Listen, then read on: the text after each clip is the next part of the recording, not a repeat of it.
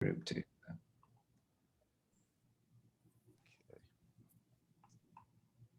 Yeah, Patrick has started recording, so thanks for that. Right. Oh, no problem.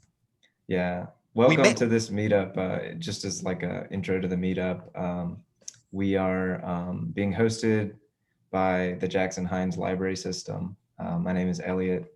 I'll be kind of our moderator host, but I want this to be like a really involved meeting where if you've got questions, like I'm just here facilitating the meetup to study a topic. So I don't want to be the only one talking. So ask your questions. Like we can go as slow as we need to go today. And we will have the full 3 hours. So if you need to hop off, that's totally cool. Like hop off at any time. We'll be here for the next 3 hours in this meetup. So, but I'm glad Gus was able to introduce himself. Thomas was able to introduce himself.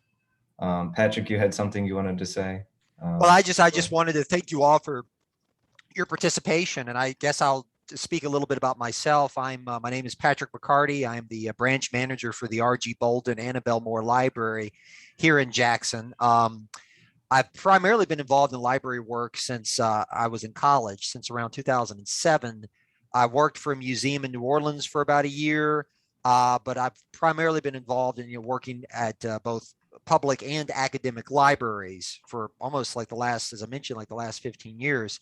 So, I've known Eliot now, Eliot, maybe for about a year and a half, I think, or a little more something than like that, that. something like Something that. like And that. we, Yeah. and we used to, host freeCodeCamp Jackson at our location physically pre-COVID, of course, once a month at the beginning of each month. And so it's been a while since we've had the opportunity to have freeCodeCamp Jackson and Eliot, with us.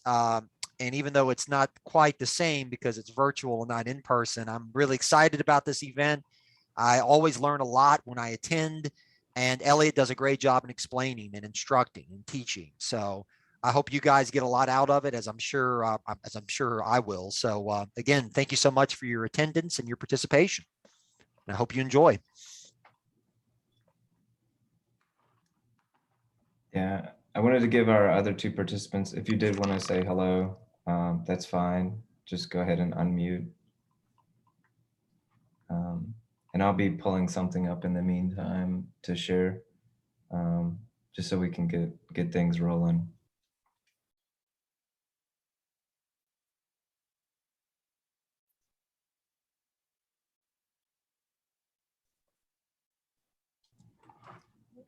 If you don't have the things to download, I'm going to share those. It should be included in the meeting notes. So if you don't have that pulled up, I'm going to drop it here. If I can, let's see if I can. Okay, I dropped that in the chat.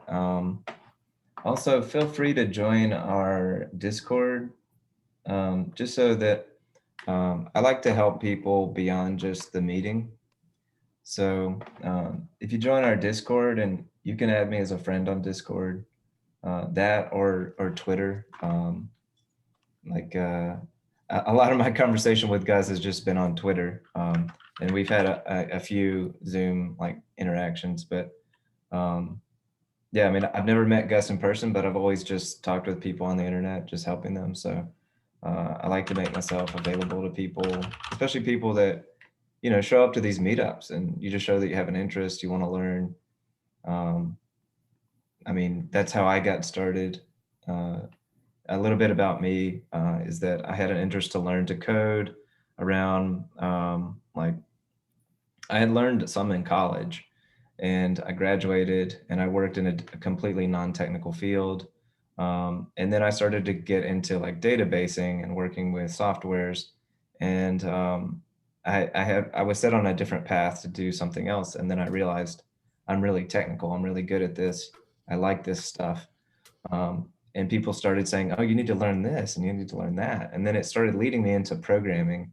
And that's where my first line of code, like writing, I just took something I think from Stack Overflow and I ran it in a local environment, and my mind was just blown, like just how magical this is. It's like I just needed to do something like create 100 folders and give them all names and have subfolders. And I could do that with code in the folder structure.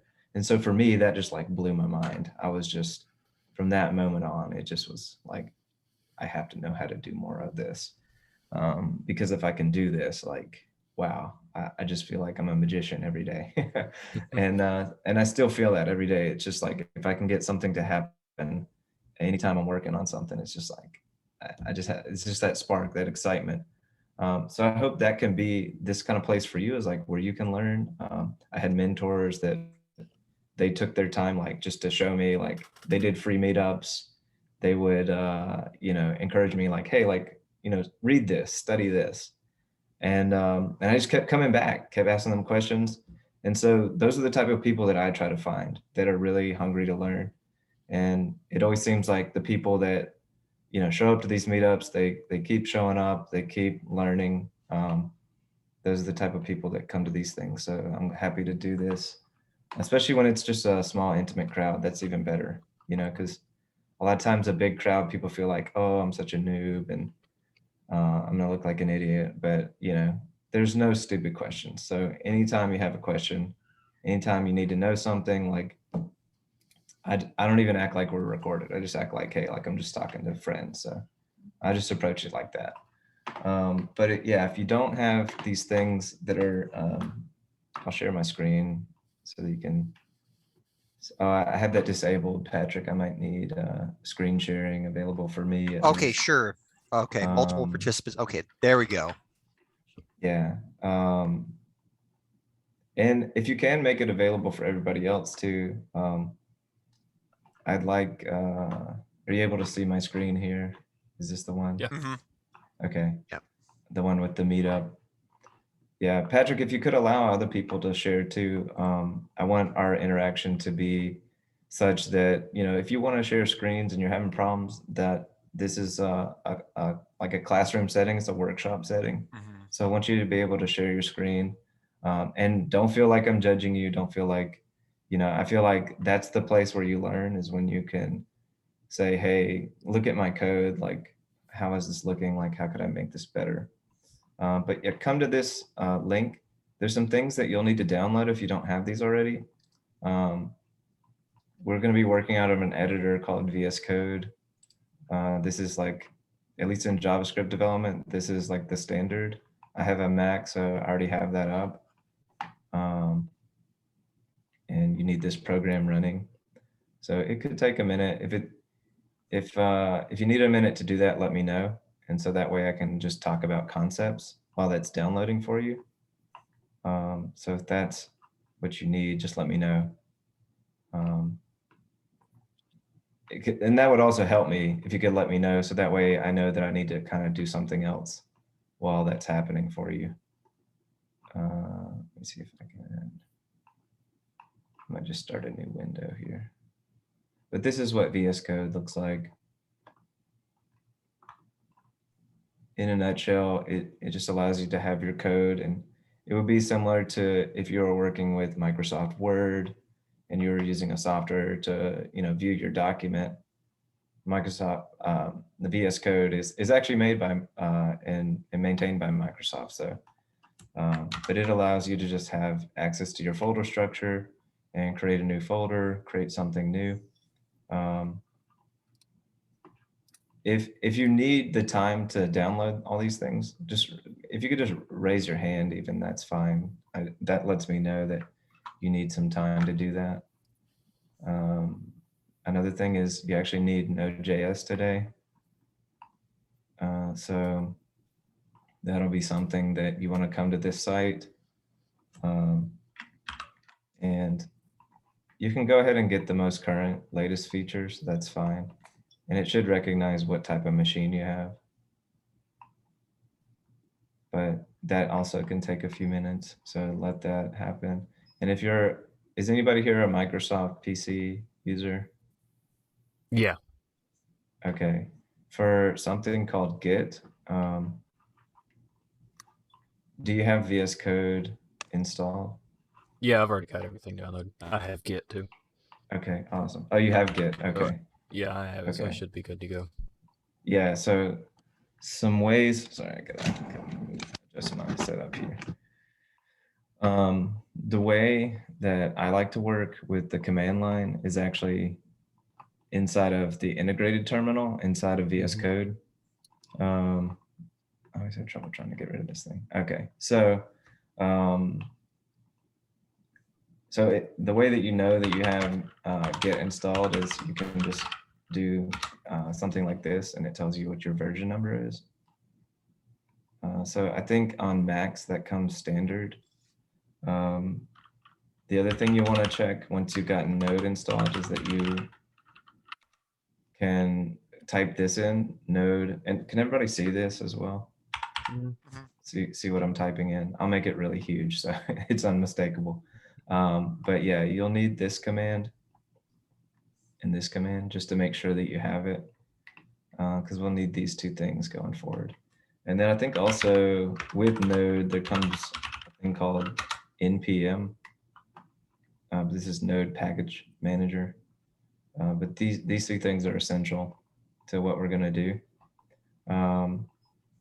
Who here has any experience with Git and Node and JavaScript, working in VS Code, those kind of things? I know Gus does. I finished the Gatsby tutorial, Okay. so that's pretty much it. It's just a very base level understanding of how to use it. Okay. How deep was the tutorial? It was basically just how to spin up a new Gatsby application and how to publish it and put it on GitHub, and then they linked it with Gatsby Cloud, but I used Netlify instead. Okay, cool. Yeah. So then you've worked a good bit with JavaScript before that, or that was your only encounter with it?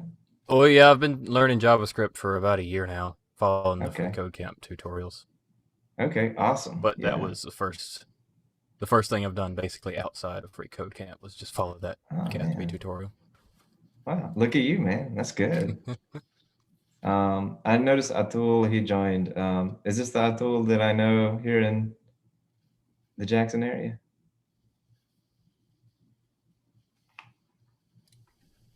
I'm wondering if he has. If you don't have sound, that's fine. I just wanted to say, hey, it seems like I haven't seen this name except for this one person. So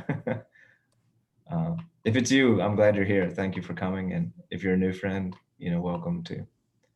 But yes, these three things are going to be essential. And for those, I guess, that are joining, virtually or through the recording, I would stop and make sure that these three things are working for you. And the next thing that you need to have is that you need to have a GitHub account. Does everybody have that set up as well? Okay, good. Yeah, Patrick, are you doing these things as well along with us, or are you just taking notes? I'm taking notes, but I can, okay. Yeah, I can participate as well. Yeah, no problem. Yeah, I mean, I can pause here just to talk about the concepts of what we're going to do. Okay. So, yeah, just take a minute. Okay. Well, can I do it if it's not a problem, Elliot? Could I possibly do it on my phone? These things would have to be done on your computer. On my computer. Okay. Yeah. Okay. And that's okay. Right. I can even do these personally with you later, Patrick, too. It may even help just to watch. Yeah. Just to understand, and then, yeah, I mean, I'm always here. So, but anyhow, so people get confused about what Git and GitHub is. GitHub is actually a company. So they are a full-fledged company, but they allow people to use something called Git, which is essentially like if you're working in a Word document, you have a version, right? So that first time that you save it, there's a version of it.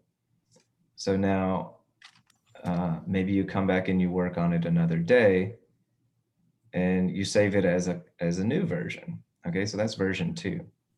And then say you print it out and then somebody reviews it and they say, we need to make these changes and these changes.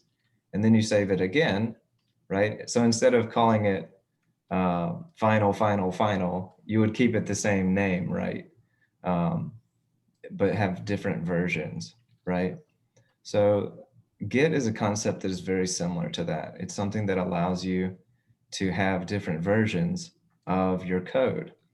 And it becomes something really useful in software development because you can then work with other people and they can work on your document at the same time that you're working on it. And it doesn't create what we call conflicts. And where there are conflicts, meaning that the same place where they've made a change and you've made a change, then you can sort through which one needs to be included and which one doesn't.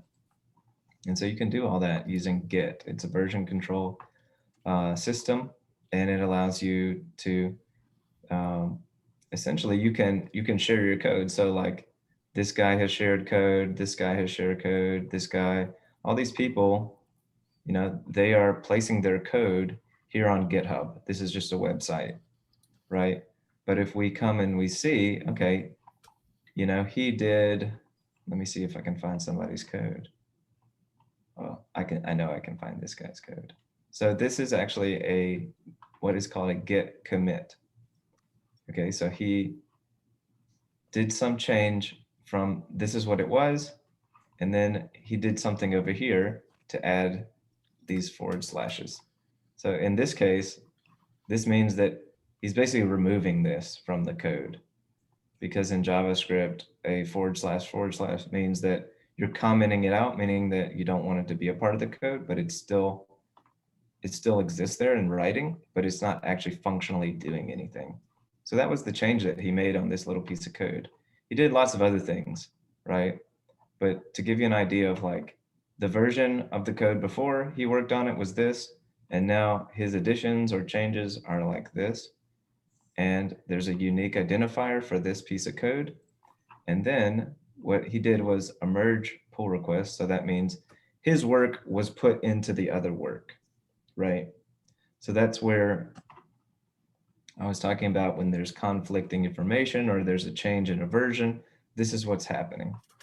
So that's kind of like, does everybody kind of understand that concept before we move forward? I have a question.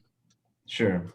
Like I said, I followed the Gatsby tutorial, and at the end of every segment, it would have me push what I did, push it to Git, and I would run the command git add, and then git commit, and then git push. Can you explain to me exactly what is happening there? That was actually my next step, was just to show you what's going on there. Because yeah, I'm just talking the concept of what we're getting to, right?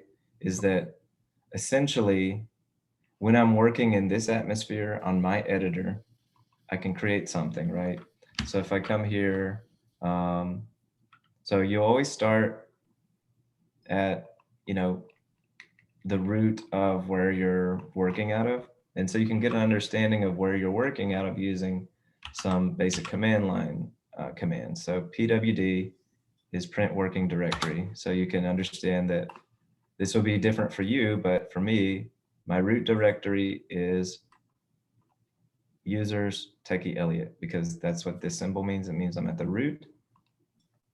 And so now if I do this, I say cd dot, then I'll get an understanding that print working directory, now I'm in users. Okay, so now if I want to do ls, that lets me know that the list of places that I can go from here. So this is my wife's, this is our shared, this is me. So I'm going to use change directory cd back to techie Eliot. Then I'm going to go to my desktop. And keyboard is frozen up there. So desktop, and I'm going to click tab because I already know the end of that. It tabs it.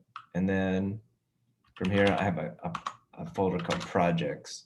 And this is what I recommend to all people, is just have a folder called projects on your desktop.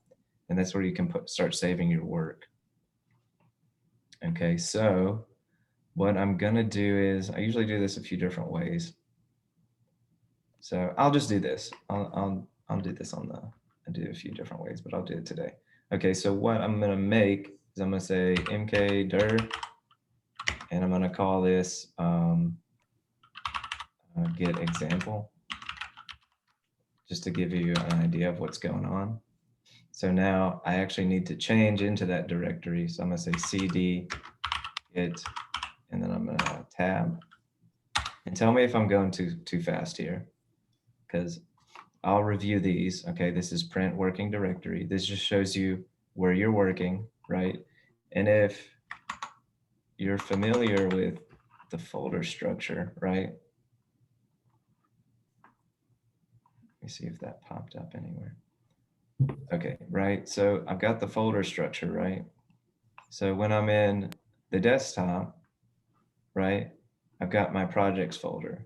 So inside of that, now I've got a folder created that I called Git example, right? But before this, I didn't have anything. So I'm going to remove it. I'm going to say Git example rm-rf Git example. And so then when I come back to this, oh, it's going to be gone now, right? I just removed it. And now I'm going to actually do this and this, and you'll actually see this real time. I'm going to click the up arrow. So when I make this directory, you see it just populated there. So I did that all from the command line. And I like to do this in the command line because it's actually a lot faster, right? Because if I had to do this, move to trash, and then I have to click, you know, make a new thing, type it in, that actually takes a little longer than what I could do in the command line, real time. So, I mean, I'm doing it slowly just to show you guys, but yeah, I mean, once you know what you're doing, you can do things a lot faster in the command line. That's why I use it. So from here, okay, so we've gone over CD to change directory, and I can do that again, right? I can CD to get example, and I'm going to ls, and there's nothing there, right? But what I'm going to do now is I'm going to initialize, I'm going to start using version control. So I'm going to use a command called git init. So I'm actually going to clear this. Has everybody got these commands though? Yeah. That I just went over? Okay, so I'm going to clear this so that I have just a blank slate again. And now what I'm going to do is I'm going to say git init. And so it tells me that I'm going to actually make this all big again. It tells me that I've initialized a repository. Okay, and what I like to do now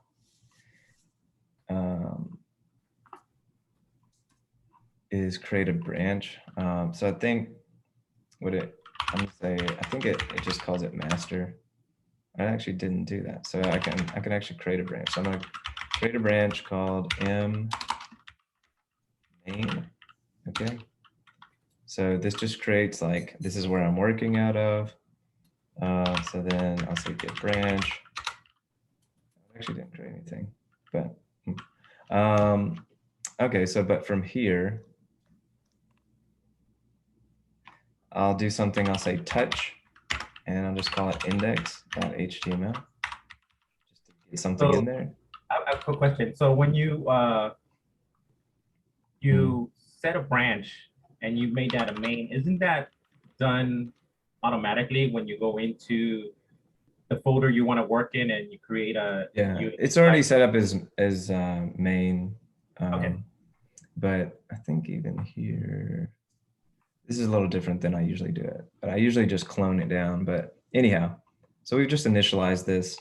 So what I can do now is, the way that I like to look at it is I like to add a folder to my workspace. And it's going to pop up here. I'm going to go to my projects folder. I'm going to say get example.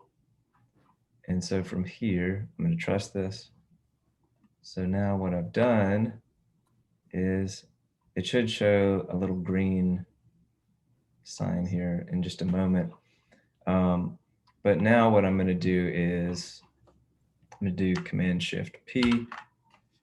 So then I can have the code shell. I'm gonna click OK. So now I can say code, index, tab, and now it opens up this file. Oh, I already had it open. So now something I usually do is just to get the get my code placed in here for HTML. I'm just gonna, VS Code has these AMIT abbreviations, so they really help you just create some code really quick. So I just created this, and what I'll do is I'll just place something in here that just says hello. This is kind of like a customary, like a traditional way of learning it is you say hello world. And so now if I run, there's a little extension on VS Code called the live server. You can come over here if you don't have it, and you should be able to find it just by clicking on live server. So you can come here and just install it. I already have it installed, so I won't do that. But I'll come back to this file. And so if I say open with live server, I should get something pop up here. And it says hello world up there, right? So, so there's my bit of code. But the thing I'm going to get to now is that this is what you do, right? You do some change in your code, right? And then this little unit lets you know that you updated something. Okay, the file's green. This little number 1 over here, this lets you know that you did something. Okay, you changed something from what it previously was. So now at this point, you can get an understanding of where Git is by saying Git status. Okay, so just read this thing out. It says we're on branch main, and it says that we don't have any commits, and that we have an untracked file. Okay, so here, the change, even though I've saved it on my machine, right? It's saying that this is untracked. So what do you think that can mean? If it's saying that it's untracked.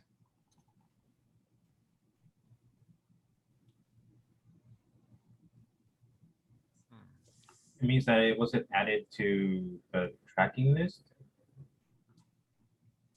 Yeah, you've saved it on your machine, but Git recognizes that there's something that you have not. I mean, you can think of it in terms of like,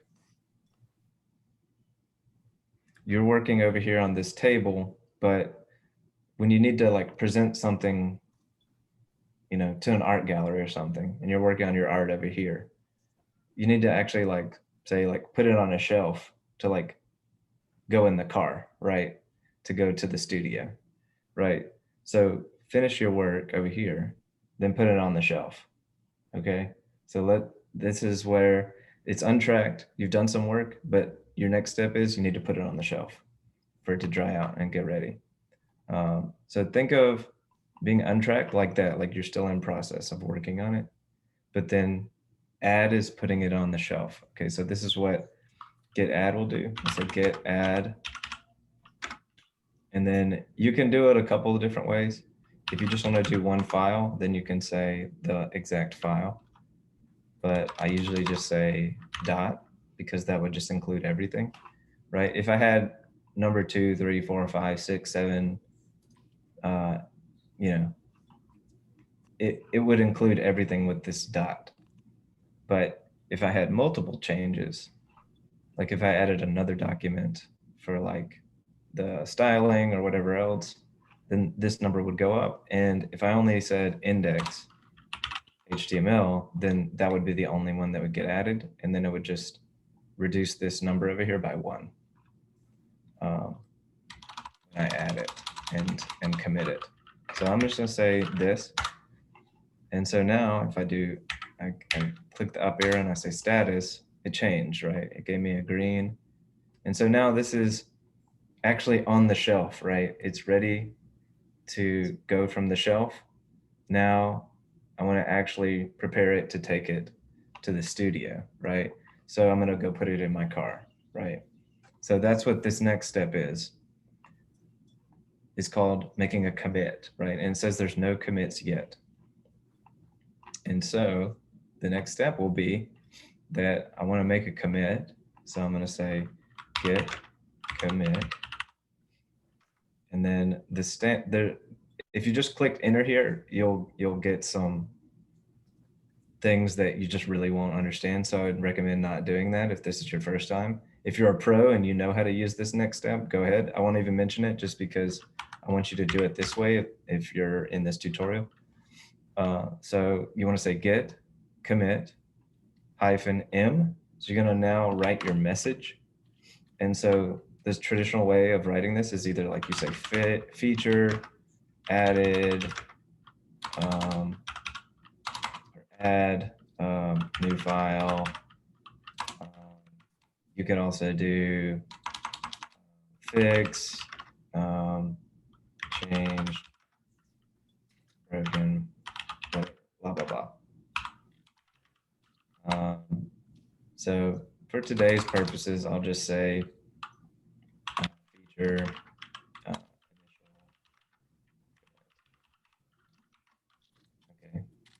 And so, yeah, this is like how developers typically write their messages. And if say you've been assigned something to do, you might add in your number. So like this is the first thing that you're doing. So it'd be number 1. That's kind of a traditional way of doing things, is that you have a problem you have to fix. And so you're assigned a number to work on. And then you use these messages to tell people, this is what I did. All right, so now I've got this. Now you can click enter. Okay, at this point, you've written your message. You have commit -m. So then you can say enter. Okay, and it should tell you here that you've done something, right? You created something. Includes like your insertion. So, right, I inserted these 12 lines of code, and it tells me that. All right. So from here, now I can do git status one more time. And now I've got nothing to commit, right? Whereas before, I had this, right? Changes to be committed. And now I've got nothing. Okay, so now if I come to something called the log, then it would let me know that I've done something. Okay, so I come to this log. See, here's my little commit message. I did it at this time. This is who I am. And there could be something like if you're doing this and you don't have any of this set up, like your author and whatnot name, there is actually a cheat sheet that GitHub gives you. And I won't go over these, but I would just do a quick Google search and look for this. I won't include this in the notes, but if you're watching this and you need to configure and set up your content, then you need to come get this Git cheat sheet. And I actually recommend this for everybody here. If you're learning Git and Git is totally new to you, this is a completely 100% free GitHub cheat sheet. When I was first learning Git, I had somebody show me like the way that I'm showing you. And then they just said, hey, print this out. When you need to reference it, come look at it. And then if after looking at this and all of your Googling, come talk to me and I'll help you. And so I'd say the same thing to anybody watching this or here present. Look at this, like if you need to configure your name, then use this command. If you need to configure your email, use this command. We just did git init. We just used git status. I just showed you git add, and we did this command, git commit. Okay, so we've already done a lot of these, right? But I would say the main ones that you need to know are these setup commands, status, add, commit, and we just used log that's not as important, but it sometimes can be important. I showed you git branch, and I used this branch command to create a name for my main branch. You can also, once you've created a branch, then you can go check that out. So if I had a branch named feature and I had a branch called main, if I was on main and I wanted to switch to feature, then I would say Git Checkout feature. Again, here's log. And I haven't gone over any of these, but I would say the next most important thing is push and pull. Okay, because right now, going back to my working on a craft and art analogy, I was working on it at the table, right? That was untracked. Then I put it on the shelf to dry. That was add. Okay. Then the next thing was I committed it. I was committed to taking it to the studio, right? So I put it in my truck to now drive to the studio. Okay. Because the studio is a remote place, right? That's what I want you to think of. You're at your house. Everything that I've done so far has been at my house, right? From my table to my shelf to dry. Now it's dried. It's ready to go to my truck, but I'm still here, right? I'm still at my house in the truck. But I'm going to I say I've done a bunch of artwork. I've let it dry on the table, and now I've put it all in my truck. It's ready to go. Now I'm going to go from my house to where the studio is. Okay. But I have one problem right now because I don't have my GPS is not working, say like that. I don't know where the destination is. If I try to send my code somewhere, it doesn't have a place to go. Because now if I try to use this command, I'm gonna say git push, it's gonna give me something weird, right? It says you're not configured to a destination. So I don't know where my studio is. That's what Git is telling me. It's saying, you're trying to take me to a studio, but I don't know where the studio is. So you kind of need to give it some GPS coordinates right now. That's what remote is telling you. It's saying, where's this remote location that I need to go to?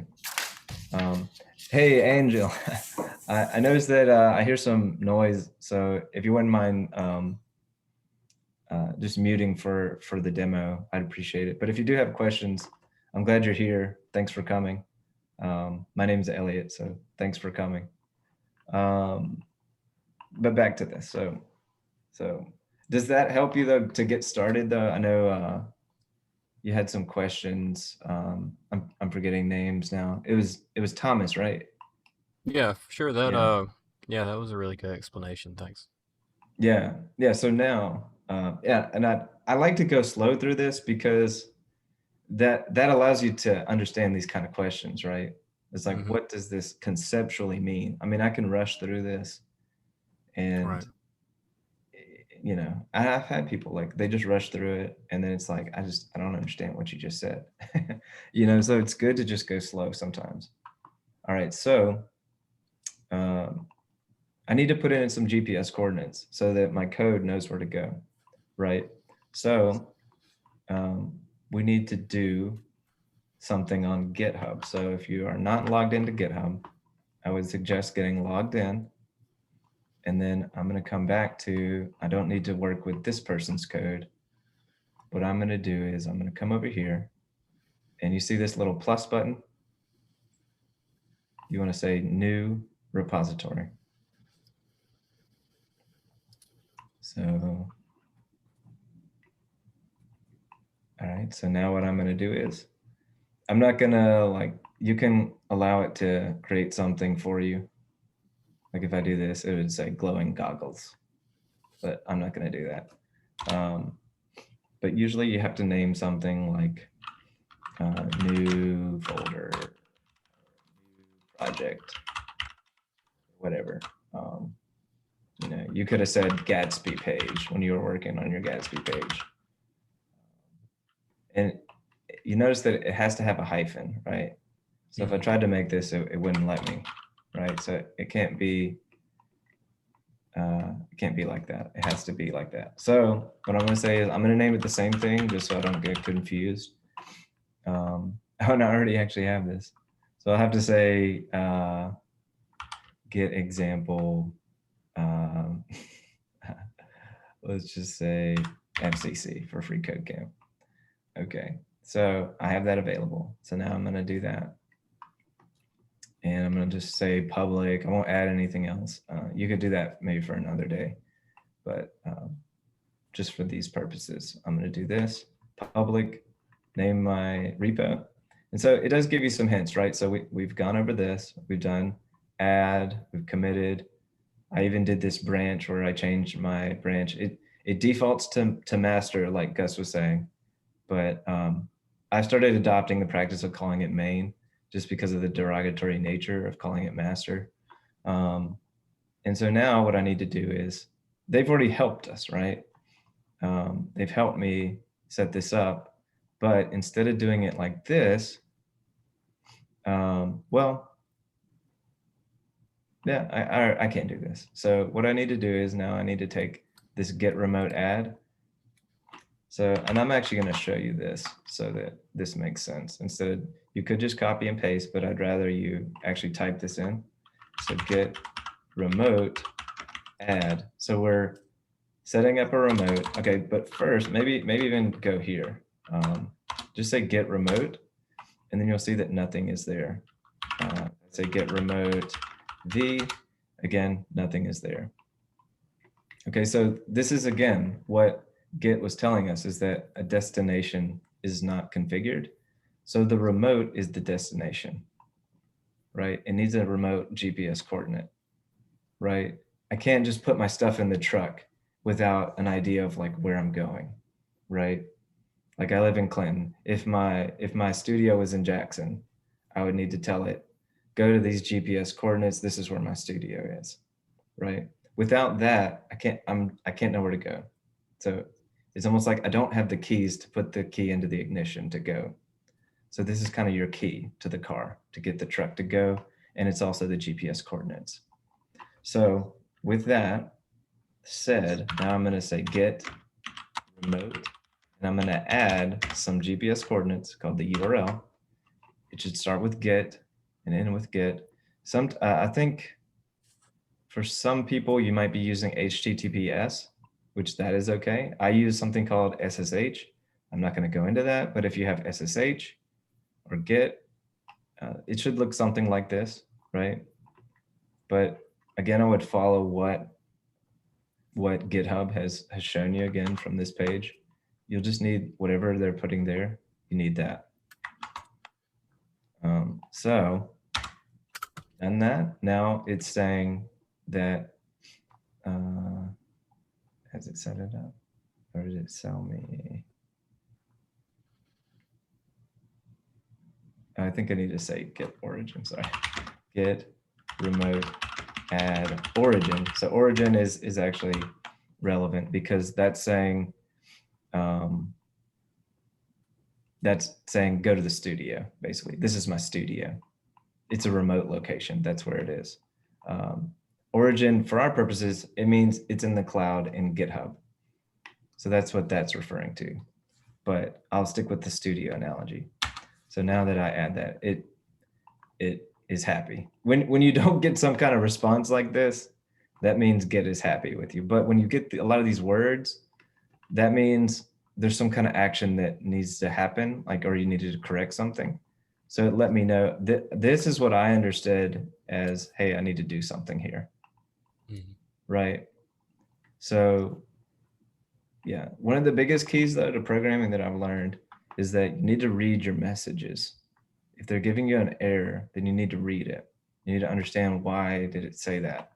And you need to understand when is it not supposed to say something, right? But some of this only comes with experience, right? So I knew that when I did this, it should give me nothing.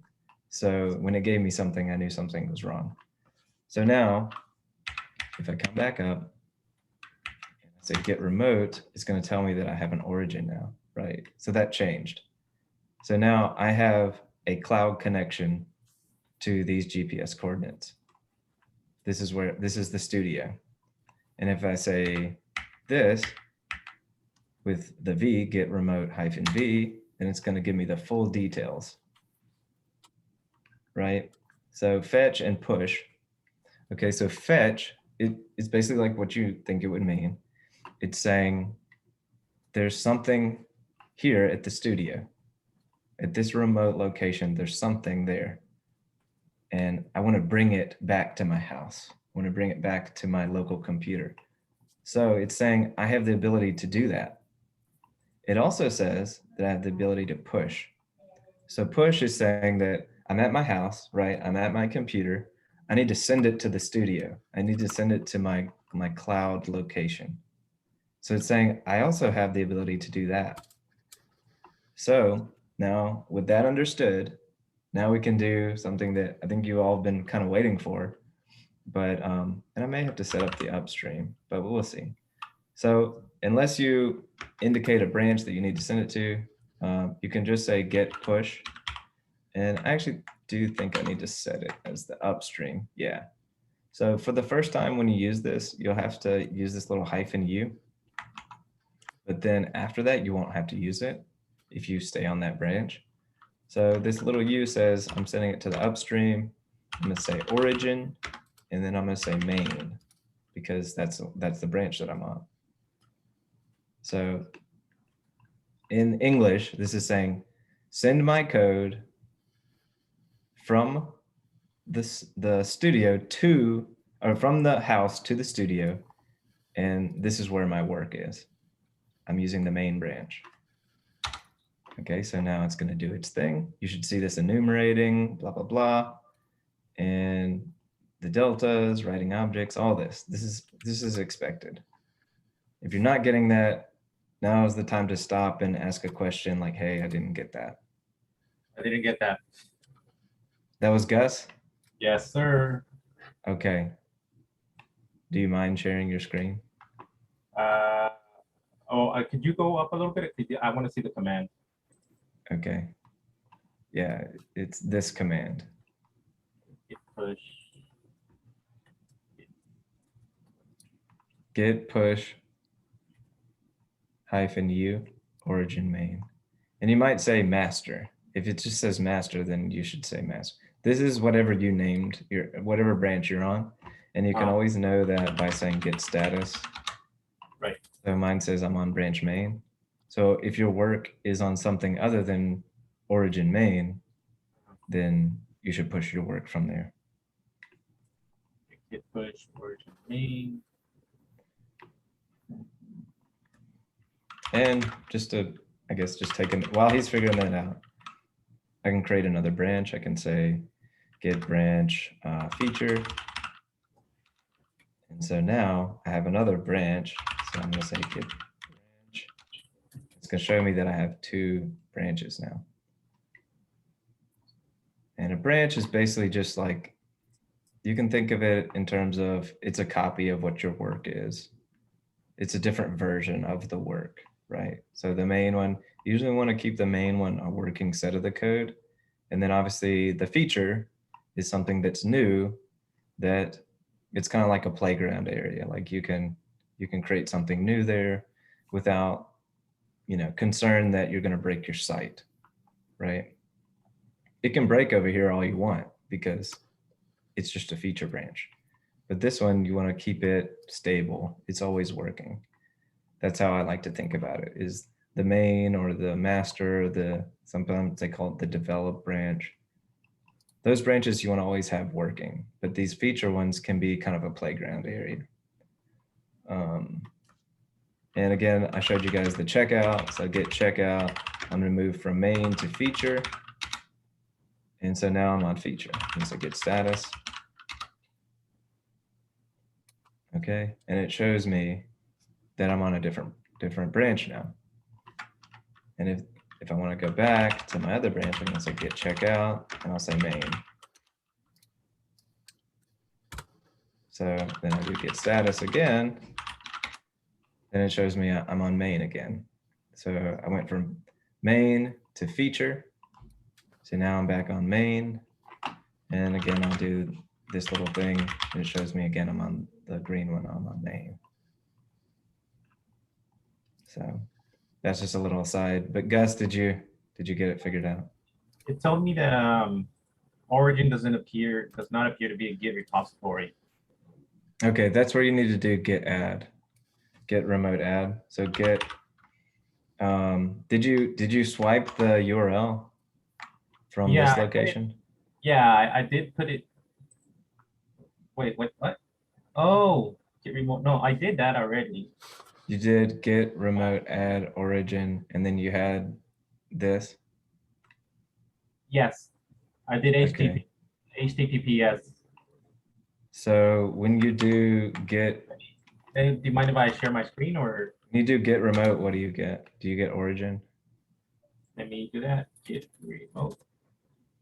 Oops. I get origins. Is it because I'm not origins or origin? Origins with an S. Okay. Yeah. So then that might be your issue, is that you need to spell it origins instead of origin. Like up here. Where was it? Okay, it worked. Yeah. Git push -u origins main. Is that what you had to do? Yeah, that's what I had to do. Yeah. It's very specific. So if you spell it a certain way, then you'll have to spell it that way forever. Unless you change it, but I'm not going to go into that. But just to get to that point, programming can be as simple as just one character being different. So it pays to give attention to detail, because those little details can matter. So that's why they've kind of set up these standard ways of doing it, so that there's less thinking about it and more just doing the way that's the conventional way. But anyway, I'll get back to this part of it. So we have actually already done some magic, because if you've pushed it and you got it to push, now I want you to come back to this page and I want you to refresh, and we'll see some magic. So now I don't see this help page, I just see my code, right? So those lines of code that I did, right? I did my artwork at my house. I worked on my table. I put it on the shelf to dry. Then I committed it and I said, let's put it in the truck, right? And then I took it from the truck and I told it, you need to go to these GPS locations to go to my studio. And then now it's at the studio and it's on display for all the world to see. Isn't that cool? I mean, even though this is just a little silly, dinky hello world page, that's basically the concept of what you're doing whenever you use Git. And then GitHub is a place where it's like the studio, right? It's the place where everybody in the world can see your code. If you make it public, you can keep private repo, which is like you have a private, a private studio that only a select group of people can see. But I like to actually work in the public domain, because you have work that you can be proud of, and there's a community of people that can see your work. They can engage with your work. I mean, these are all people that I know, they do amazing stuff, right? But I wouldn't know about it if they kept it private, right? They share it with the world so that other people can see it. So that's what the beauty of something like GitHub is that programmers can use Git, and then they can share what they're doing with the world, right? And we can see it, we can engage with it. Nader is actually a mentor of mine, and he's now working on something for Graph. So I can go see what his code is today. He's working on some really awesome front-end stuff, and he's made this available to the world. And he's given some instructions for people to access his work. And now if you do something like you clone it down, which I think I can just do that. I can show you guys how to clone something down. This is kind of the next step, is that, okay, I've come to somebody else's work. I want to access their code. They've made it available to me. How do I access their code and start working with it? Right? So everybody can come to this one. I'll just drop it in the chat. I don't think we're going to actually do some code and like make a PR to his work, but it's just an example. Let me see if I can find, where's my little button? Okay, so I'm going to drop this in. Okay, I'm just seeing the comments. Patrick, were you able to get some things downloaded and created, or did you have questions, Patrick? I don't know if you can hear me still, Patrick. But anyhow, let me know. Oh, okay. All right, good. Yeah, so I'm here. I'm at Nader Davitt's full stack graph test. And now I'm gonna come here. If you haven't set up SSH, I wouldn't recommend using it. You can use HTTPS, which I may actually even do that just for the sake of today's demo. Normally I would do SSH and I would recommend that. But if you're totally new to this, use this HTTPS.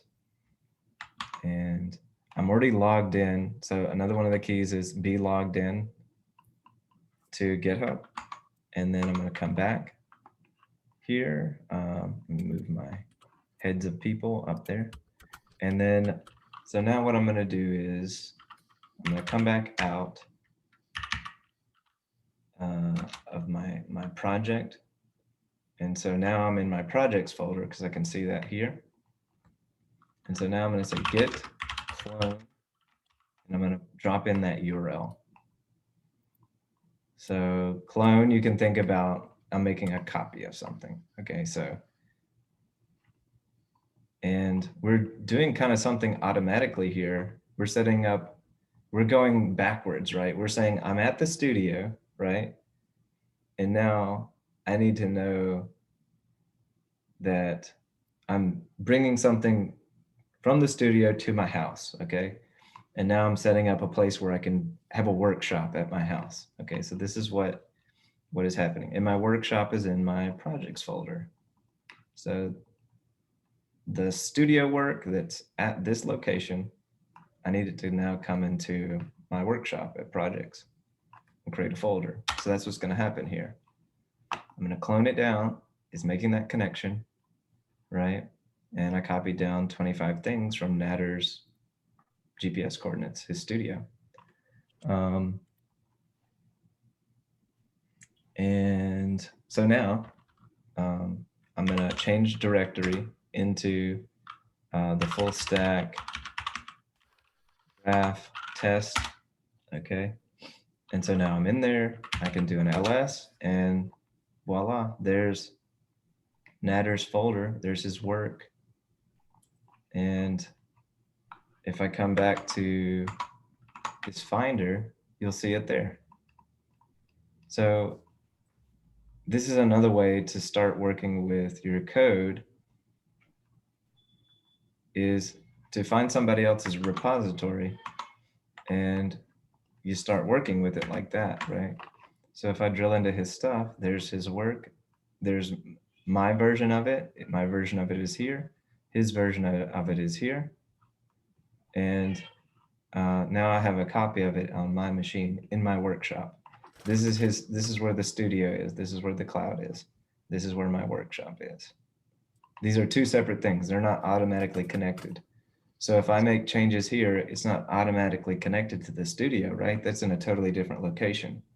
So that these are kind of the mental model you can think about when you're working with Git, is that these are totally two separate locations, right? This can be in a different town even, like this is Jackson, this is Clinton, this is where I am. So you have to think of it in those kind of ways so that you can get an understanding of what I need to do to make some changes to some code. And so now we're about at the hour mark. So I'd like for somebody, if I could have a volunteer, I want you to volunteer to make some code with us and you're driving the bus, but I'm there as kind of the instructional co-driver with you. I can do it. I volunteer. All right, Gus. All right, awesome. So I'm gonna stop sharing. And this is where the learning happens, really. So Okay, so let me- we're all here to help you, Gus. You're not alone. And if you mess something up, don't say sorry. It's okay. Okay. All right, so what would So you like to do, Gus? What you want? Do you want me to start from scratch or to reiterate what we learned already, or?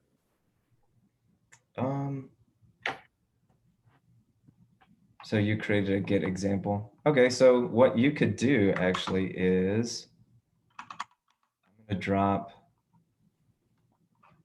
because I named it differently, so that's good. Let me pull up my repository and I'll send it to you. Just give me a moment. So what I want you to do is I want you to work out of your workshop on my code that I made. And what I want you to do is clone it down. Okay. And then what I want you to do is make some changes to the page. And then I want you to make a pull request, which is something that we haven't talked about, but I think you know about that, right? You know about a pull request? Yeah, it's Okay. something that we did in the past, but it's something I need to revisit. So that's good. Yeah, that's good. So yeah, this is perfect. All Okay. right. So I sent you the whole thing. So go to the chat and Okay, so you might not be sharing that as well. am I sharing? You might not be sharing your browser. Let me see. Stop share screen. Is it good now? Switch over. Yeah, I think you're good now. Switch over to where I sent the link in the chat. Yeah, I copy? Yeah. Okay, good. Yeah, so copy that. I'll drop it in there. Yeah. All right. So clone it. All right. Let me move my screen up here. And then the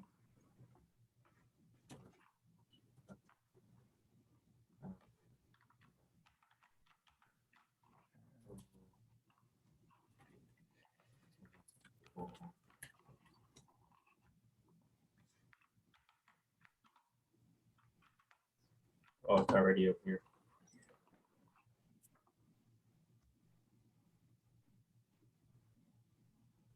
And hello world. Let's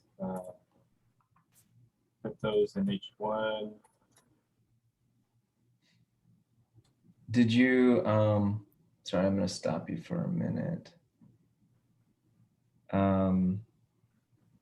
I think we're still inside of, we cloned it inside of your existing repository, if I'm not mistaken. Yeah, I thought, oh, wait. Yeah, so CD out of this, yeah, CD ... Okay.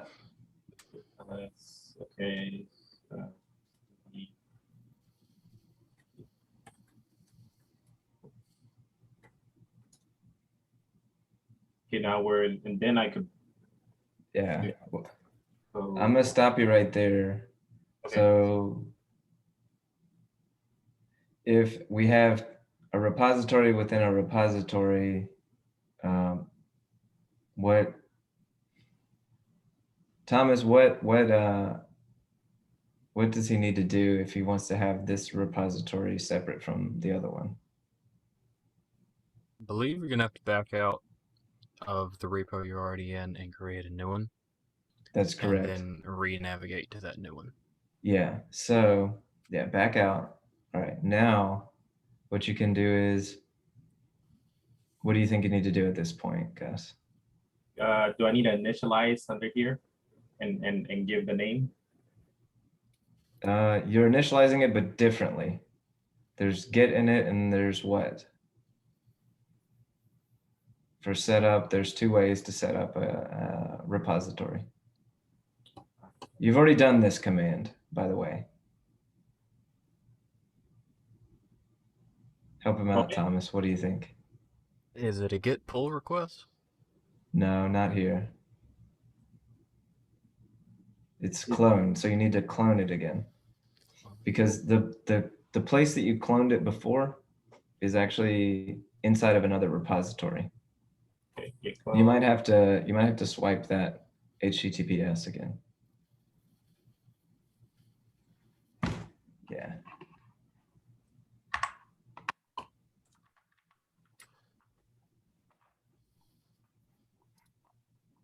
Okay. And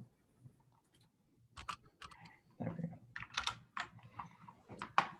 so, wait, do I have to go into the folder in order to? Yeah.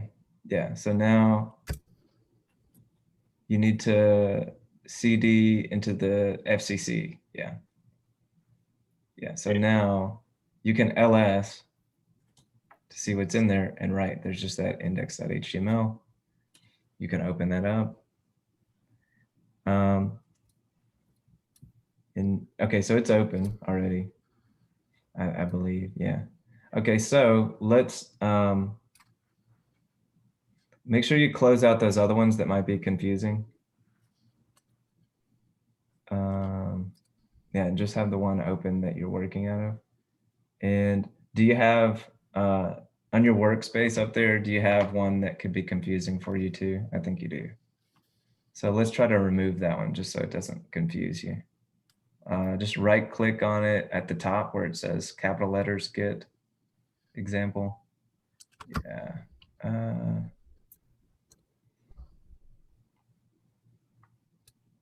Okay, I think what you need to do now is go up to File at the very top next to the logo. File, Edit, yeah, File. Now say Add Folder to Workspace. And click the FCC, yeah. Okay. Click Yes. Okay, so now, yeah, go to where the one that's at the top and right click it. The show with the Git example, just no FCC. Yeah, right click there and then say remove folder from workspace. Yeah, okay. All right, so now before we make any changes, what's something that you wanna do before you make some changes? Oh, I have to change the branch, right? I'm already on a different branch. Oh, and I think we have to do something differently. Actually, I might have led you astray here. So come back to GitHub if you can. And I always forget this step. Okay, so can anybody think of what we did wrong here? So we're working out of Techie Eliot Git example FCC. What do we really need it to do? And this is not something we've gone over. I don't really expect you to know. I'm just saying if you notice this. We needed to work on a separate branch. We do, but the thing that I'm looking for is, do you see this button up here that says fork at the top right? Ah. So yeah, you want to make a fork of it. So there's a copy of it, right? So this is like saying, I'm like the owner of the studios, right? And Gus has a studio in his town and I have a studio in my town. And so Gus has now opened shop of a studio for the Git example FCC. But I'm the owner of all the studios, right? He's just a satellite branch of my studio. Okay, so now what he's done is he's made a connection to the mothership, okay? I've got the mothership studio and he's just a satellite branch. Okay, so now what we need to do is come back to the terminal, okay, and do cd ... And now what I want you to do is, do you remember the command to remove the folder? I don't remember. How do I remove it? It's, and that's okay, you're not really supposed to remember this, but it's rm space -rf, okay, space, and then type gi, click tab, okay, then -fcc, okay, and I click enter. Oh, because I'm in VS Code. no, you should be able to.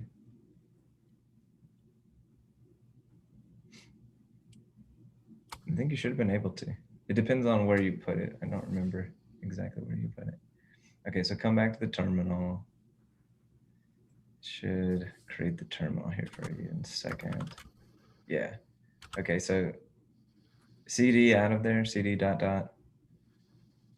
Okay. Now, see actually if it's there. Do ls. Okay, so it is there. Yeah, run that command then. That Move -f. rf. Now git example fcc. Device resource busy. Oh, because you have the file open, I think. You gotta close it. Not there. Just the index.html, you gotta close that, I think. Now try the command again. Cannot remove.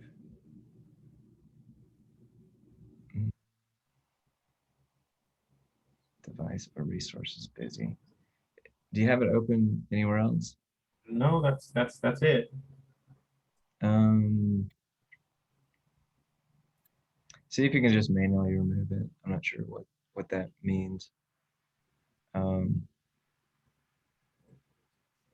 I'd have to look it up, just Google it. But it's just saying something has it. It's being used by something.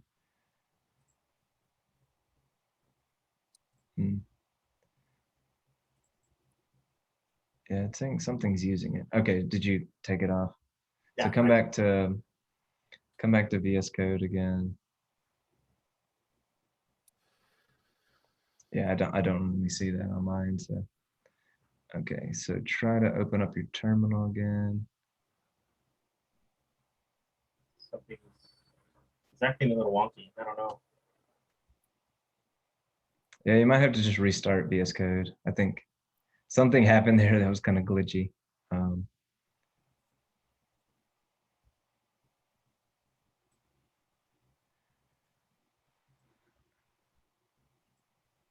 Okay. Process failed to launch. Starting directory.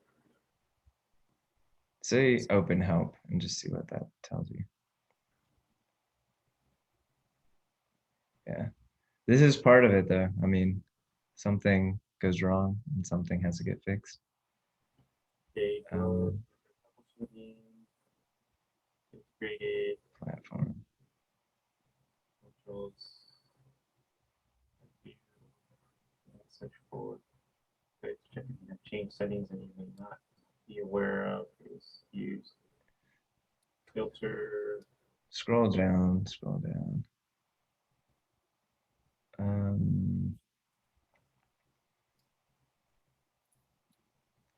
scroll back up. Okay, so let's actually, do you have like just a terminal, like a shell bash terminal that you can just open up? Not integrated.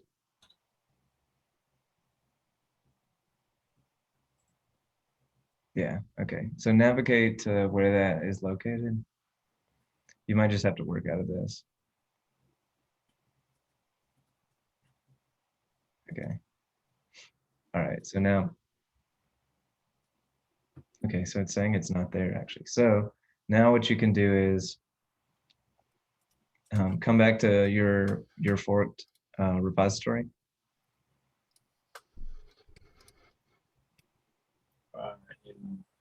In GitHub, you mean?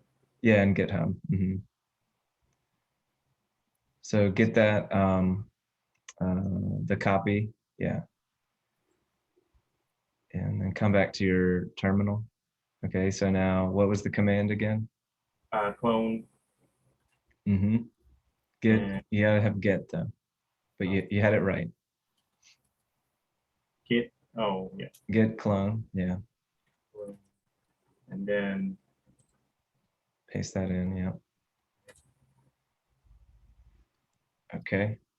So now what I want you to do is move into that folder that you just created.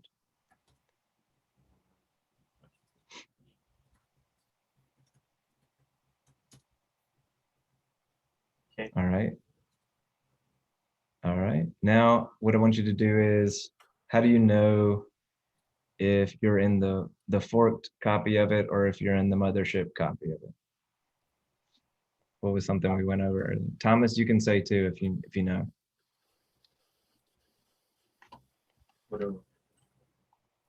How do we know if we're in the fourth copy or in the main? Yeah. How do we know if we're in Gus's copy or if we're in Eliot's copy? Because there's two studios, right? Are we working out of your studio or my studio? It's status on branch main. What's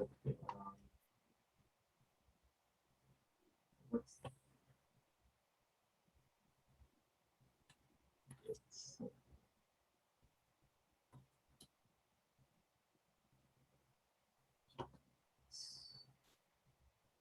okay, status add reset commits. This is good though. This is what I want everybody to be doing is Googling. Googling referring to your cheat sheets. Okay, so you're on main. It's a good start, but Switch to another branch. Git checkout. No, it's not checkout. But you will need to create a branch though. That's a good start. I would create a branch. Because you're gonna create, you are working on main. Checkout. What? You can use a shortcut here. I think you're thinking of it, aren't you? Yeah, I'm trying to think. I mean, it's just a file name, right? Here, to use it this way, you would need to have already created a branch to check it out. So since you only have one, you can't check out another one. But I'm going to give you a cheat here. Okay. So use checkout, say Git Checkout.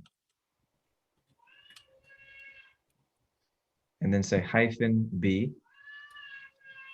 And sorry, B as in boy.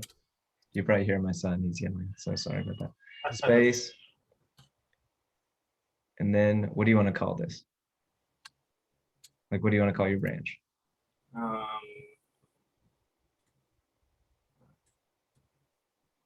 That's branch. You could just say, yeah, Gus branch. There you go. Branch. All right. So now you have not only created the branch, but you've also simultaneously checked it out. Okay. So how would you check that you checked it out? How would I check out? How would you know which branch you're working out of? Git branch. Yes.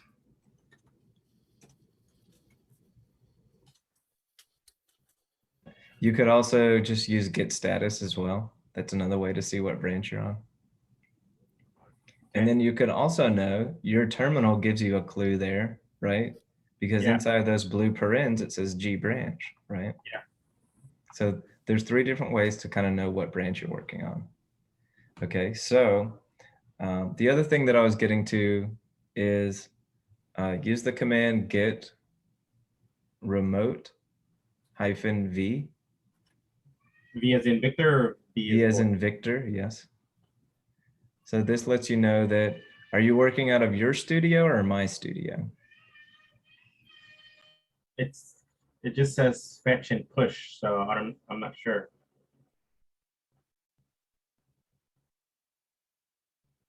Is it out of your repo or my repo?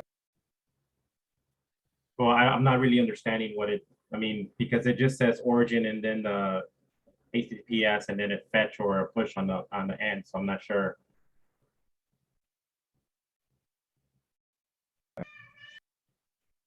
So on my origin, it says Techie Eliot, but your origin is Gus Montoya. So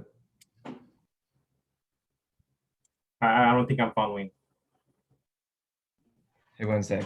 My son is here, but think of it this way: who is the main branch and who is not the main branch? Oh, this.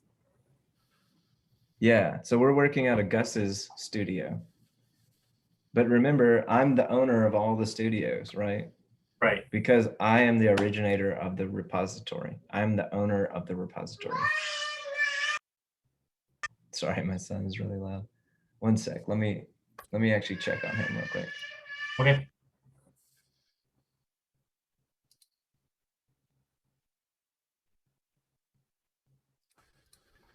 Okay. So how do you make a connection between your studio and my studio is the next question I have. Connection as in merging or connection as in?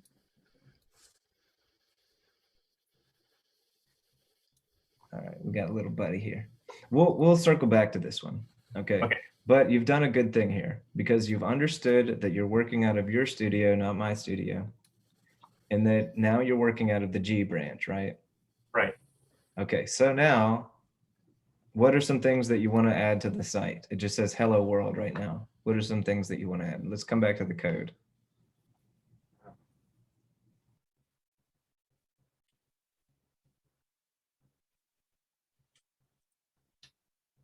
And it doesn't need to be a lot. It can just be one line for the purposes of this demo.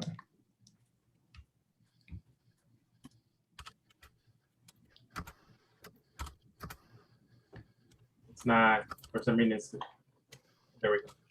Yeah, the video might be making it lag. Just put this in H1 tag.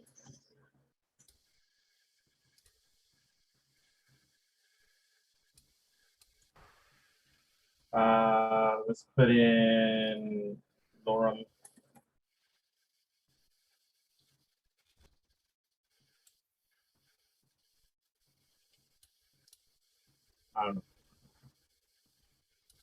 Just put in a paragraph, lorem of 10 words. Yeah, that's fine. Okay, save it. Can you watch? Server.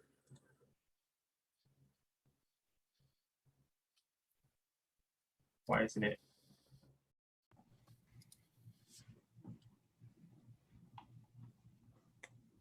All right, I think that's good.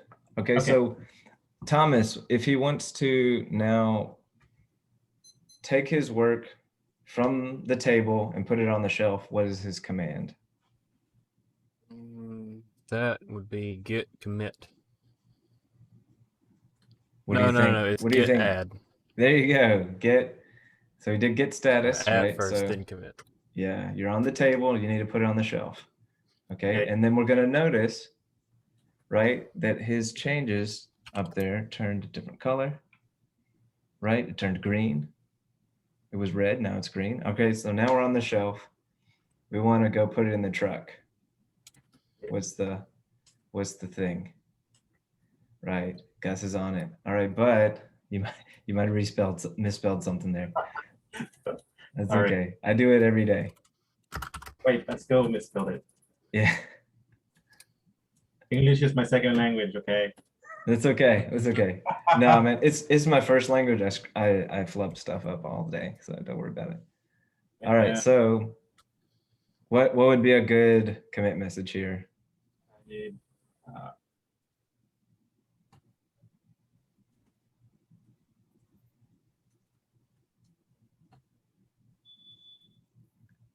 edit B.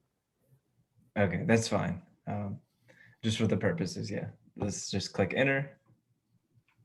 All right, so now we've got it in the truck.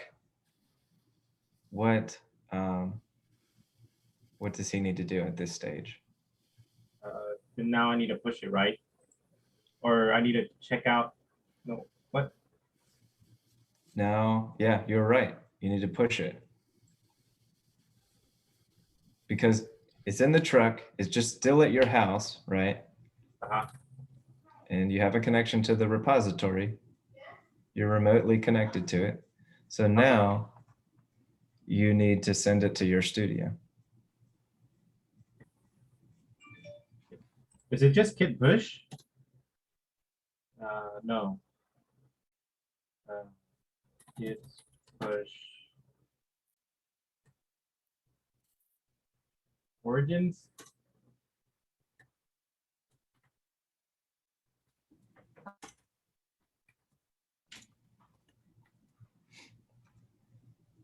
I don't remember the syntax. What was it?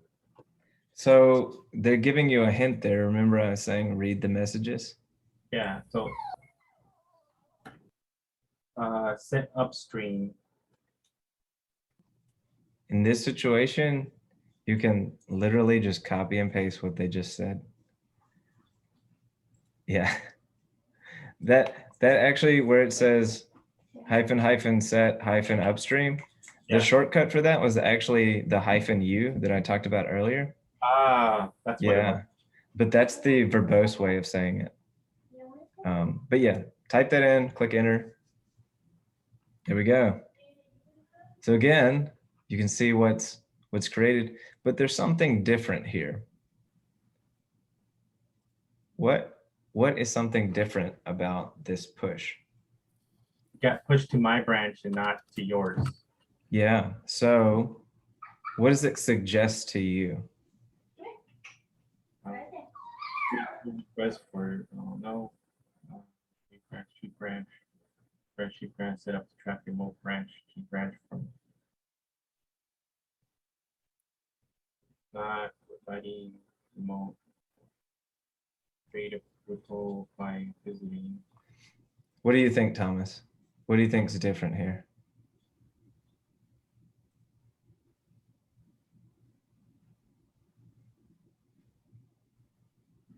Have we seen the words pull request yet? Where it says create pull request for G branch on GitHub. Yeah, yeah. So hover over that link and let's open it. Let's just see what it does. You can actually just do command click or control click, whichever. When you hovered over it, what did it say? Create a pull request. Control click, yeah. For Mac users, I think it would say command click, but do control click. And now see what opened up. There we are. So this is opening in GitHub. It's creating a pull request in whose studio though? In your studio. In my studio. It says right here. And so look below that, it says base repository. Yeah, so from whose repository, studio, to whose studio? From my studio to your studio. Yeah, and from what branch? From G branch to main. From G branch to main. So it's coming from Gus's G branch to my main branch, right? So your repository, your studio on the G branch to my main studio branch. All right. So a pull request can also be called a merge request. So it's essentially saying the work that Gus has done in his studio, he now wants to take it from his studio and put it in my studio and make his work replace my work that's already there or add to it, right? Because he just added a couple lines of code, right? So it's like saying we're not having different pieces of art. We're doing artwork together, right? So now Gus is trying to be a contributing artist to my work. Isn't that kind of neat though? We're doing this on the internet. This is magic. So, all right, so you can add this. Now create the pull request, right? You added a message. And now GitHub does some things to check that you can do it. There's no conflicts. That means, long story short, he didn't edit a line that somebody else had edited at the same time.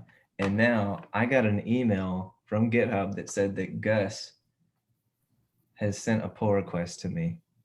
All right, so now here is where the magic happens. I'm actually going to share screens now. And I'm going to pull this up. I'm in my inbox and I'm going to click on this link and it's going to take me to your pull request. And now I'm going to pull this up and I'm going to share screens. We'll see some of the magic here that just happened.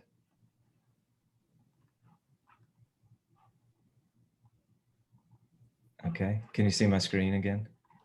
Yep. All right, so this is your pull request, Gus. You just sent me a pull request. I clicked on the link from the email and it came here. And now, as the owner of the studio, it's my responsibility to see what happened. Okay, so he took one file, he made a change, right? And this is the magic I was telling you about. These are the changes that he made, right? And I can see that this is what I had, this is what he made. And what I'm gonna do is I'm gonna say I viewed it. And I'm gonna use just a generic thing. It says, looks good to me. And I'm gonna use this and give a thumbs up. Most people, I've seen a meme where it's like me looking at pull requests and it's like, you know, the guy at the like either the airport at the football game, he's like patting him down.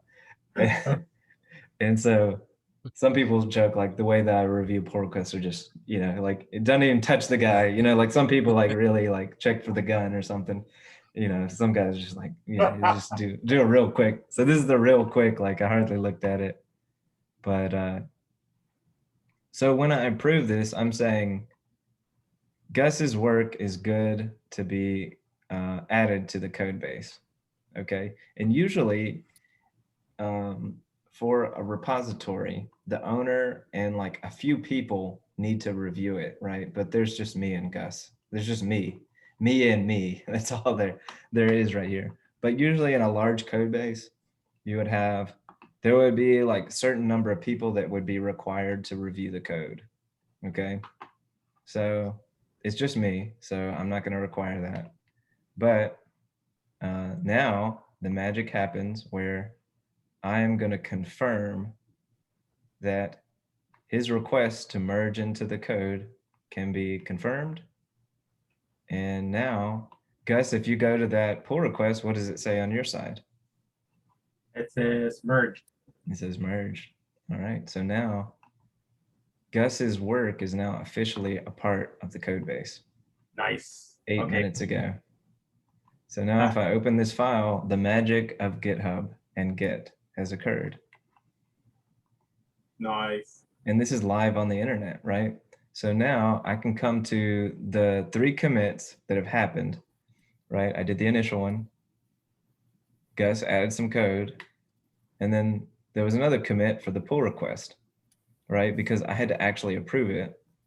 I wasn't going to do this, but I could have rejected his pull request, or I could have said, I could have requested him to make some changes, right? And then he could merge.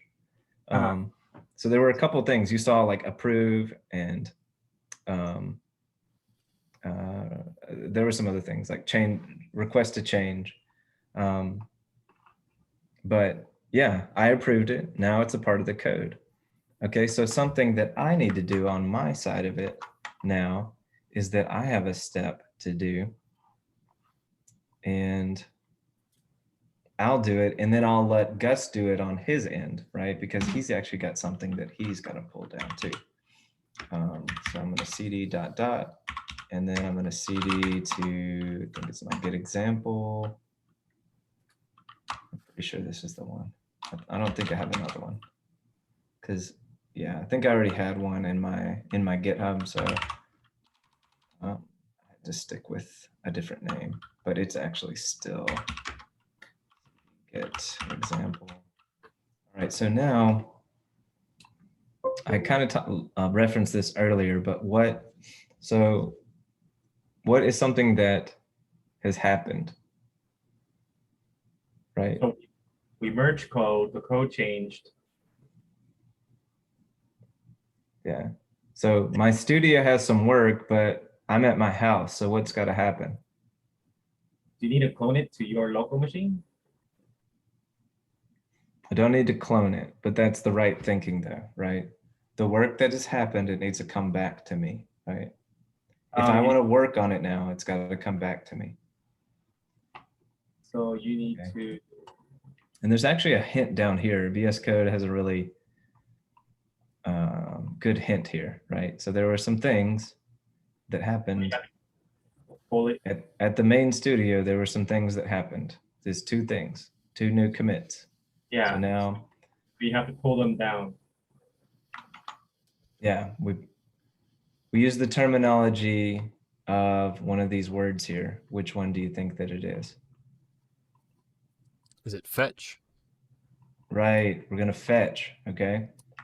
So I'm gonna come back here and I'm gonna say git fetch, and I'm actually gonna say the specific thing, origin main. So I'm gonna fetch that. All right, so now I have said, put the stuff in the car, right, at the studio. It needs to go in the car. I need to know that it's there. Now I'm gonna do something to bring it here. Which one do you think I'm gonna use?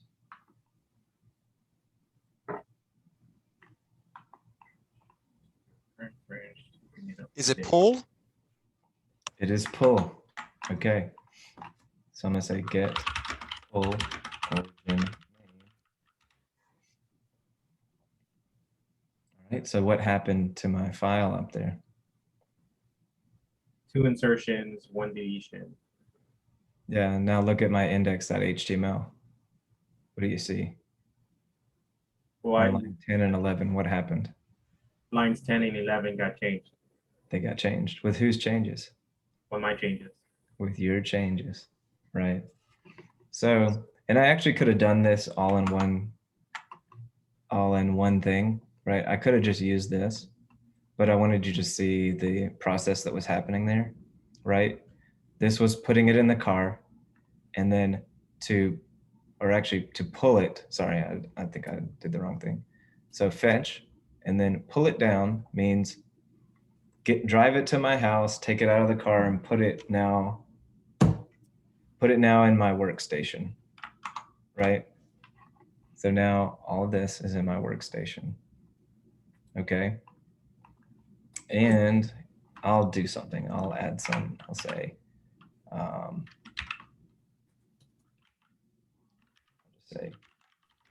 way to go, guys. All right. And I'll say the Git master. All right, way to go, Gus. All right, so now I'm gonna let Thomas drive me. So Thomas, what do I need to do now if I want to take my art and put it in my studio? What do I need to do?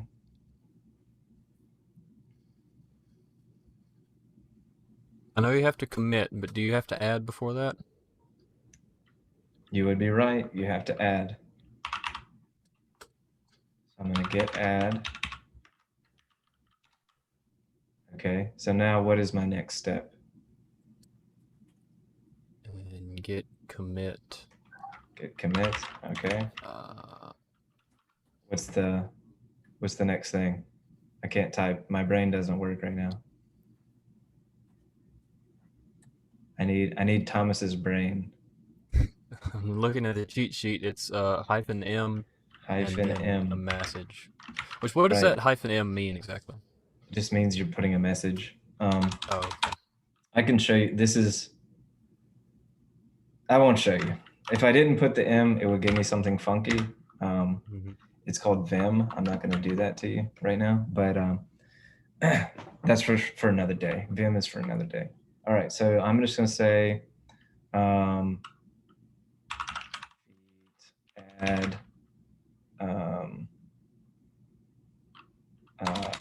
say Gus is awesome. All right, so I did that. Now, Patrick, what do you think I need to do now? Wow, you really put me on the spot. I'm paying attention. Let's see. Okay. I guess I'm gonna have to check out the cheat sheet here.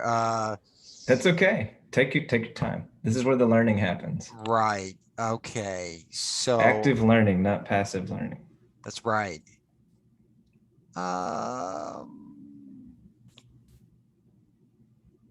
And Angel and is John still with us? Either of you guys are Believe he welcome is. to say. Yeah, I believe he still is. He's still with us. You can phone a friend to Angel and John if they can help you. Okay. Is it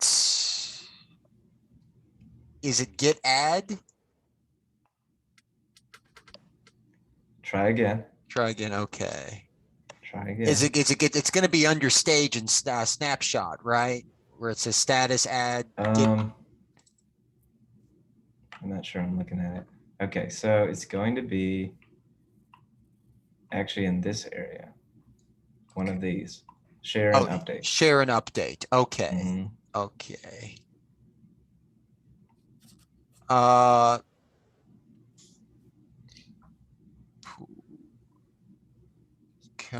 Let's see. Is it git fetch? Try again. Try again. Okay. You can phone Gus. Phone Gus. All righty, Gus. Tell me what's going on. You might be on mute, Gus. Yeah, it looks like he is. Sorry. What was the question again? Sorry. So I've done an add. I've committed. What's my next step? You add, you committed, and I have it in the truck. So how do I get it to the studio? you push it. Oh, push. That's right. Push. That's right. Duh. So transmit my local branch commits to the remote repository branch. Okay. Git push. I've got it in my car at my house. I need to take it to my remote location where my studio is. Okay. All right, so I'll do git push. And because I'm on the origin main, I can just say push and it'll go straight to it because I already used the -u. So from now on, if I say git pull or git push, because I'm the origin main, and I've already set that as the upstream, it just would automatically understand that I'm on origin main. Okay, I don't need to say origin main because of that. Okay, and now let's come back to our repository. And what should we expect to see now? When I refresh, what should I expect to see here?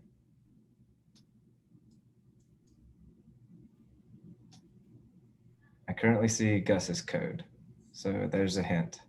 If I refresh, what am I going to see? Oh, you're going to see that you refreshed, that you put in the code. Yep. That the code is received, right? By you? The code is updated. Updated, right? okay. All right. So now I get to, I don't know if you can hear this. I'm gonna check this out. See if you can hear this. I'm gonna put it up loud.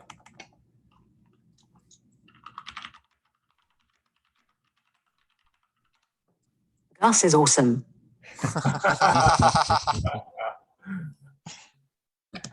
All right. Awesome. I made the computer talk there. All right. Which you can play around with that and do that later. You just say and then whatever. But I love to show people that because it's just awesome. All right, but for Mac though, right? yeah. All right, so now I'm gonna pass it off to. Can I have another volunteer? Sure, I'll do it. All right, so Thomas, I'm gonna stop sharing. Yeah, I mean, you have a room full of people here cheering you on and helping you. So you can share your screen, and then I'll let you get the process of setting up. And while we're doing this, Gus, I want you to try to bring my changes from the studio and bring them down to your studio. Okay. All right, but Thomas is going to take us on a drive too. All right, where are we headed? All right, so same thing that Gus was doing. I want you to set up. I want you to set up a workspace from mine. So I've So been from- following along, and I think I've got it here. This is I've pulled from the fork that I made. okay, so you forked So- it down. All right, awesome. Right. So yeah, you're at a perfect place then. So do All I right, just need to so- pull it now? Yeah, you could. Git pull, and I think you need to say, but you're. All right, up to date. So what's the thing that you're up to date with though? I'm up to date with my fork, Yep. so I need to know how to update that. So what we need to do is in the command line, come down there. So say git remote. Okay, so do you see origin, right? Yeah. Okay. What do you think we need to set up? I don't expect you to know this, but I want you to try I to have think. no idea. I have no idea where to go from So there. origin is what? For you, origin is whose Is this studio? fork, right? Yeah, it's Mine. your studio, but you forked it from where? From yours. From mine. So mine is a remote location. Okay, so now what you need to do is you need to set up an upstream remote. Okay, so how we're going to do that is I want you to come to mine, right up there where it says forked from. Forked from. Okay, so there you go. So now I want you to come to the main section. Yep. Okay, so how would you get access to my code? There's a big button on there that has a special standing out. Yeah. All right, so copy that on your clipboard. Okay, and now I would say pull up your cheat sheet so you have an idea of what you're doing here. Okay, now what is the command that you need to do to connect to my URL where my studio is, or my repository is? Git remote? Mm-hmm. Git remote add. Do I have to put the add? Mm-hmm. And I want you to call this alias upstream.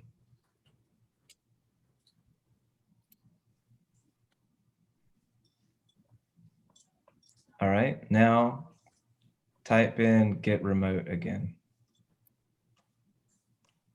What do you see there? I see origin and upstream. There you go. Now type in git remote -v. So what do you see there now? I'm not quite sure what I see here. What do you think that is, Gus? Sorry, from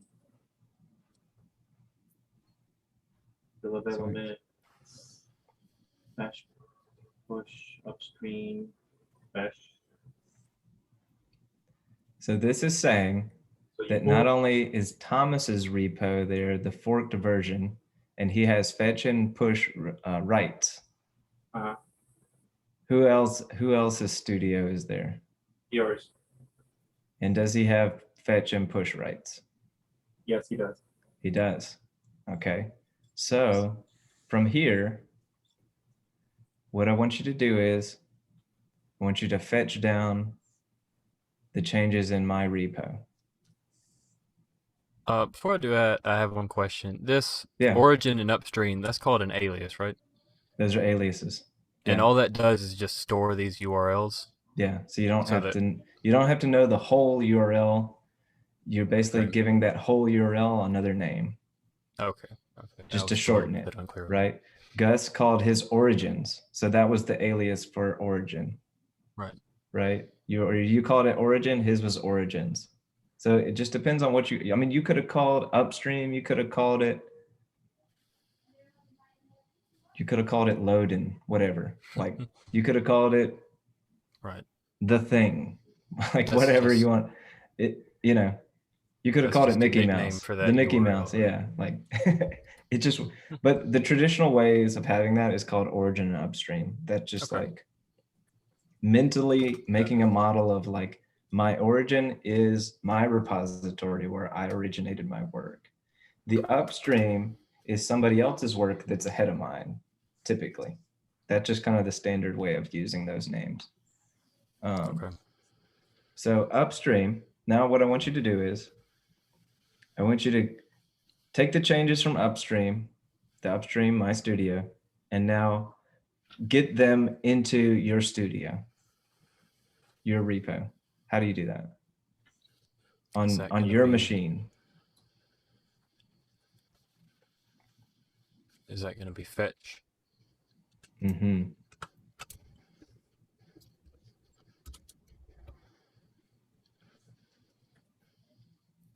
Okay.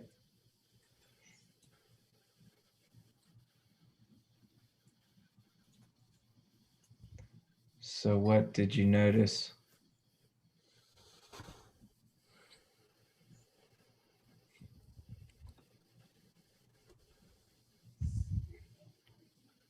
Do I need to specify the branch?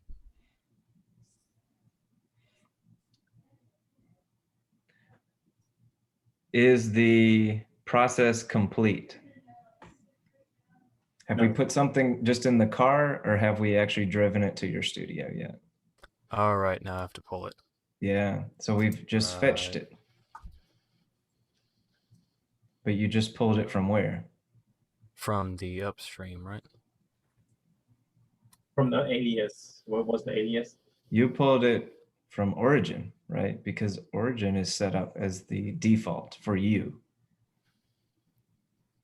Right? Because you used Okay. git pull or git push -u origin main for you. So your origin is not my origin, right? Okay. So what do you explicitly need to pull it from? I need to pull it from upstream. Correct. So do I just type upstream next to it? And I would say the branch too. Branch. Space branch. All right. There it is. What happened? That updated. Yeah, you did the magic, man. You did the magic. All right, so Awesome. now this is where I would say take your work and what would be a good idea to do from here if you wanted to add something.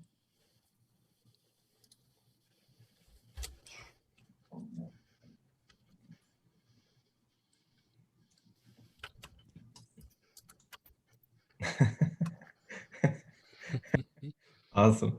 All right. It's just funny how the little things, little nerdy things can be so fun. Right. Yeah, we're not doing anything earth shattering, but it's just fun to do it. I know, right? Okay, so all Then right. now we have to merge it, right? The code that he just pulled from Yeah. you to his local, right? He did. Okay, so one thing that you can do is do git log, git space log.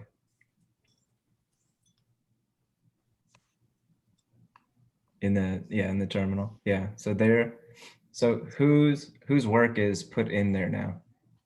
Okay, so this shows Yeah, that's the entire history. all of it. Okay, cool. So everything has already been merged in. That's what he did when he fetched and he pulled down everything. That included not only my changes, the initial one, it included Gus's changes, and it included the merge, and then it even included where I added something that said, Okay. say Gus is awesome, right? So this is where a repository on GitHub can allow collaboration because Gus is located in a completely different state than me and Thomas. But Thomas is in Starkville, I'm in Clinton, but we're all able to work together, right? In a remote setting, not even in the same locations, on different machines. Your computer is not connected to my computer directly, but we're connecting it through a single source on the internet. And that's the coolness of this. Like, that's why developers don't need to be on site, because all of our work is done remotely in the cloud anyway. We work in this kind of way of, I just share screens with other developers all day. We work on code and then we just push it up and they just fetch it down. And then we just work on the same stuff, right? And we know who's working on what, right? I'm working out of this file. I'm working at this location in the file. So nobody tries to like work over the top of me, and we don't have conflicts. Sometimes we do, we have to work through those, but most of the time it's just stuff like this, right? All right. So Right. I'll let you commit this to yours, and then I want us to get to the next part. We can take like a short break because we've been going for a while. We can take like a short break, get some water, go take a bio break, and then come back. But what I want you to do is actually, if you want to do a PR, we can do that. It's up to you, Thomas. Sure. I can get my hand on this ball. Yeah. Because this is where the learning happens, honestly. Like active learning, just sitting here on a call with somebody. I'm not like the master, but I know how to do some things. So I'm here to walk you guys through.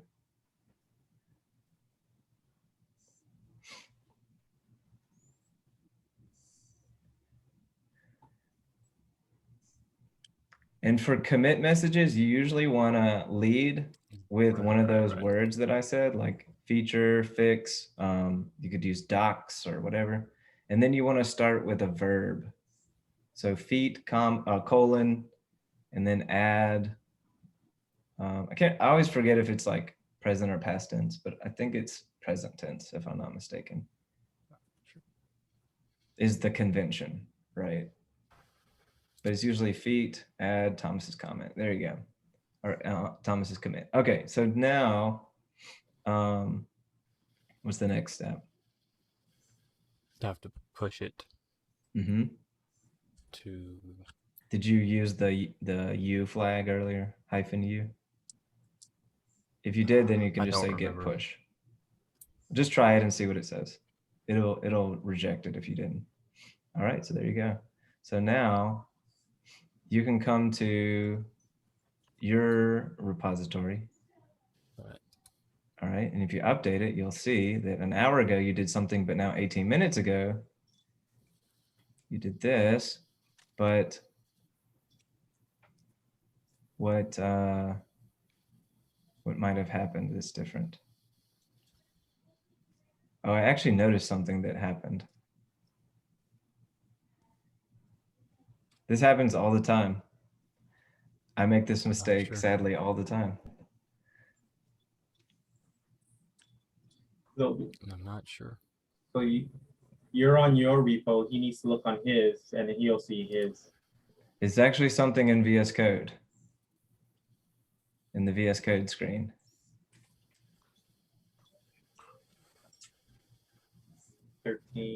Look at the very top. There's a white circle.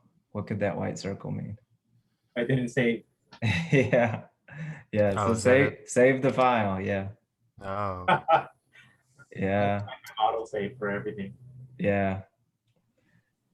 I do that all the time now. Okay, you got an error there. You gotta listen to your errors especially when you see colors. What was missing on that add? Oh, right. I missed the period. It's still giving you some kind of message there to help you. It's giving you some hints.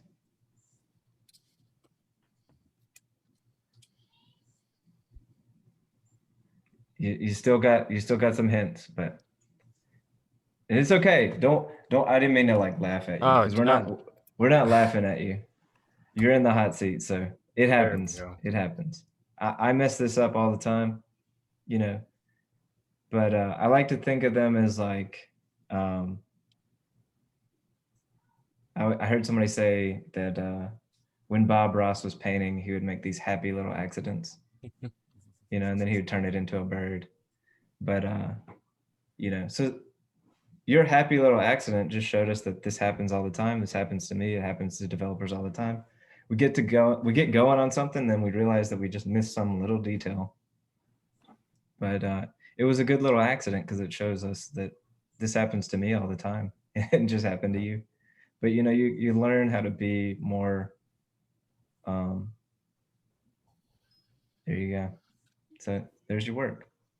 But it's critical to understand not only when you make mistakes, but how to figure out, like, you start to see the pattern of what happened there, right? Mm-hmm. Right. All right, so let's come back to GitHub. Go back to where the code is on your branch. Okay, and now it should give you a little suggestion here somewhere, I think, right? How to read me? No, I wouldn't do that right now. I mean, you could add a readme, Sure. add a readme. Why not? There you go. You can just add that, that's fine. So he's adding it actually in the user interface inside of GitHub. All right, so now he's 2 commits ahead. So what are some things that you can do at this point? There you go. Open pull request now. Open a pull request. All right, so you're going from your main to whose main? You're going from your studio to whose studio? To your studio. Yep. All right, so you're gonna make a pull request, and you included not just what you did on your machine, but what you did in the user interface. You put a README in there. Right. All right, so there we go. All right, ready So to now create the pull request. All right, give it a title.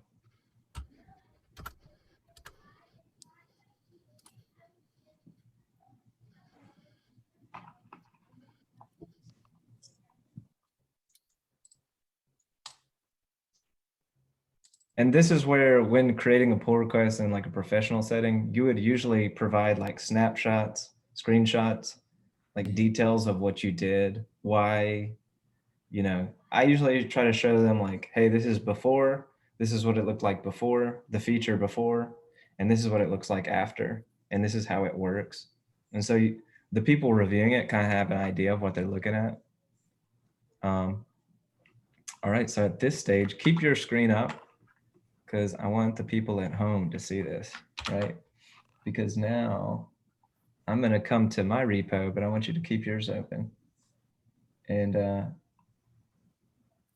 let me see if I have it come through. Yeah, there we go. Yeah, when it's showing up. Okay, so again, I'm going to do like the airport frisker and just like do like a 2-second, you know, airport check here. And again, I have the ability to comment, approve, request a change, but I'm gonna just do my airport frisk again and just say LGTM, give you a thumbs up, way to go, Thomas. And then I reviewed your code, and now I think you should see something pop up here. There you go, you got the airport frisk. There it is. You got it in real time, and now the next step is I'm gonna merge. And so there we go. It says at the top left that it merged. And now not only is your README included, but your other work as well. So if you come to code, you should now see your fancy dancy little README. So there you go. Cool. So now Gus and Thomas are open source contributors now. Put that on your resume. You're a badge of developer authenticity. You're a developer. All right, you added a line of code to an index.html. Oh, man. I'm kidding, but yeah, I mean, seriously, this is this is basically the foundations of what you do to become an open source contributor. Is I think the next step would be that I want you to see something. I would say, and I'd actually give you a challenge to do this at home, is just say,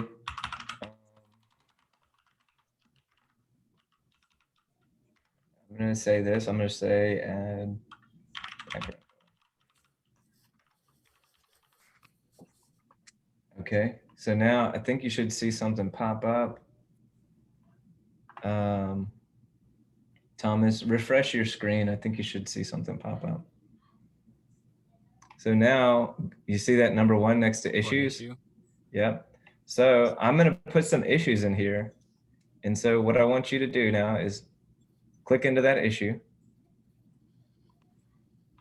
And so what I want you to do is on the page, I want you to add a background color. This will be a challenge for you. You can do this at home.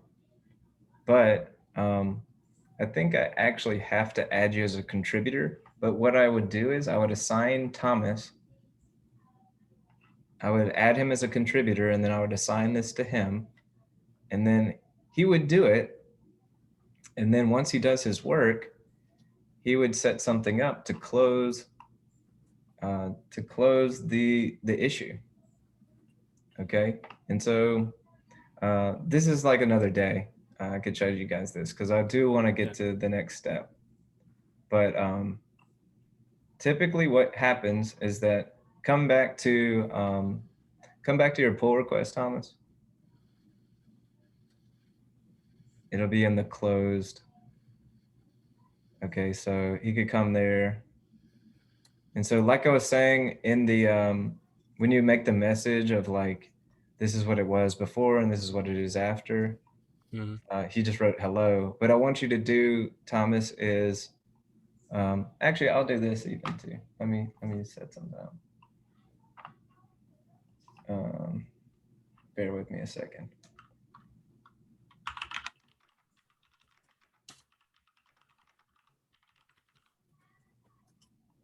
Okay, so all right, I just set up another issue, but what I want you to do, Thomas, is next to that little contributor smiley face, ... There.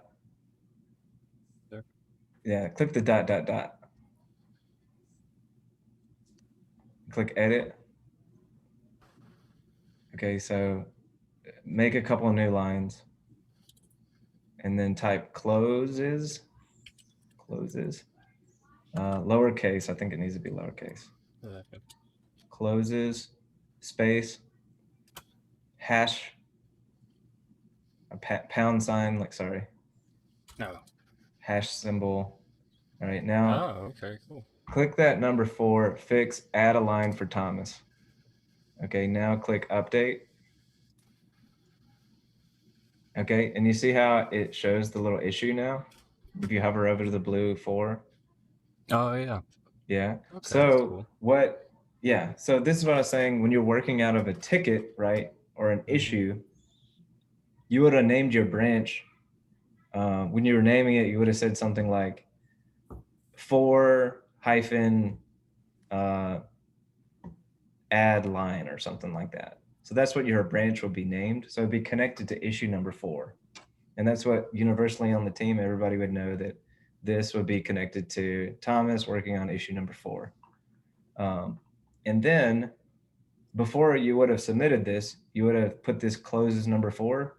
And then as soon as I merged it, it would have automatically closed issue number 4. Very cool. Right.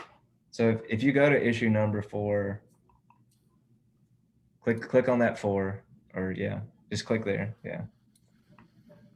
So now what I'm going to do is I'm going to just,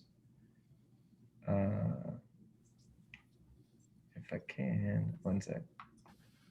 So you're in it. I'm going to close it because you connect, like, you see how it connected you? Like it says, you mentioned the issue in the PR. Do you see that? Oh, yeah, there it is. Yeah. So, but this would be automated if you said closes inside of your PR. So once somebody's reviewing it, they know that, okay, Thomas's work is connected to this issue, add a line for Thomas. And so you want to try to laser focus your work on that branch, just to specifically closing that one thing. Right. Right? Nothing else.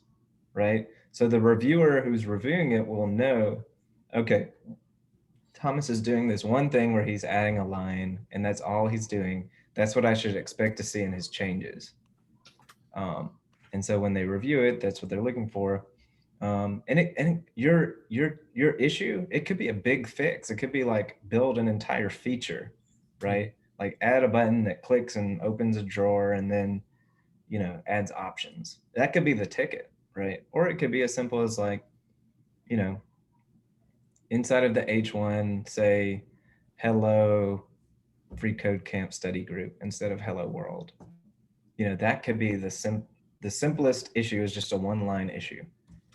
But when you're creating a PR, that's what you're doing is you're finding a problem, fixing an issue, adding a feature, and you're sending a PR to fix that one thing. And inside of the PR, you would reference that issue, right? And then you would want to automatically close that issue once it's become a part of the main repo, right? A part of my studio's work, right? It's in your studio, but once it comes to my studio and it's integrated into everything, then it should be closed. And if it doesn't, then I'll manually go in and close it like I just did. But it should, if it's set up correctly, it should automatically close it based on merging, right? You've made the pull request and then I've merged it. So I hope that like deep dive really helped you in terms of understanding Git, like what's going on, Yeah. the whole process, like what is GitHub, Definitely what is did. Git, what are these weird little commands? And I mean, for all of coding, you basically have to get this understanding of like, I have a mental model of like what's going on here. You have to kind of come up with these like, okay, I'm creating an analogy of like the studio, which I didn't even think about that beforehand. I just made it up. But you have to go there, like create some kind of model of like what is actually going on here, understand the concept. And the deeper you can understand the concept, the more that you can replicate it, right? And you guys did active learning here. You weren't just like passively watching a tutorial, like you're actually doing it with me. That's really key too. But yeah, I mean, this study group is a great way to do that. You know, I'd encourage you like find other ways to do this with other people. I'm a part of some other groups as well. We do this all the time, but this is needed. This is what's needed. All right, I'm gonna actually share screens. And do you guys need a break, or do you want to keep pushing through? We've got like a, what do we? How much time we got? About 40 minutes. 40 minutes. Okay, and we had some new people Little jump more in. than that. Yeah, I see that. Good I deal. see Mason, and I'm glad Angel and John hung out with us. Thanks for joining everybody. Yeah, I hope Miss Mason is one of our registrars. Okay. Good to see you, how's Miss it going? Mason. Hi, sorry I was late. I'm at work today and just trying to come in on my lunch break to do it. That's okay. We have it recorded, so. Awesome. And, thank you so much. Yeah, glad you can make it. Thanks for coming.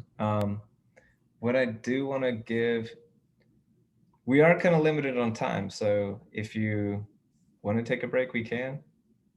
But I know that we're definitely not going to finish this next part. But I want to give you guys something to do after today, and just show you something really cool that can help you. So if we're good, we can keep going, or if we need a 5-minute break, we can.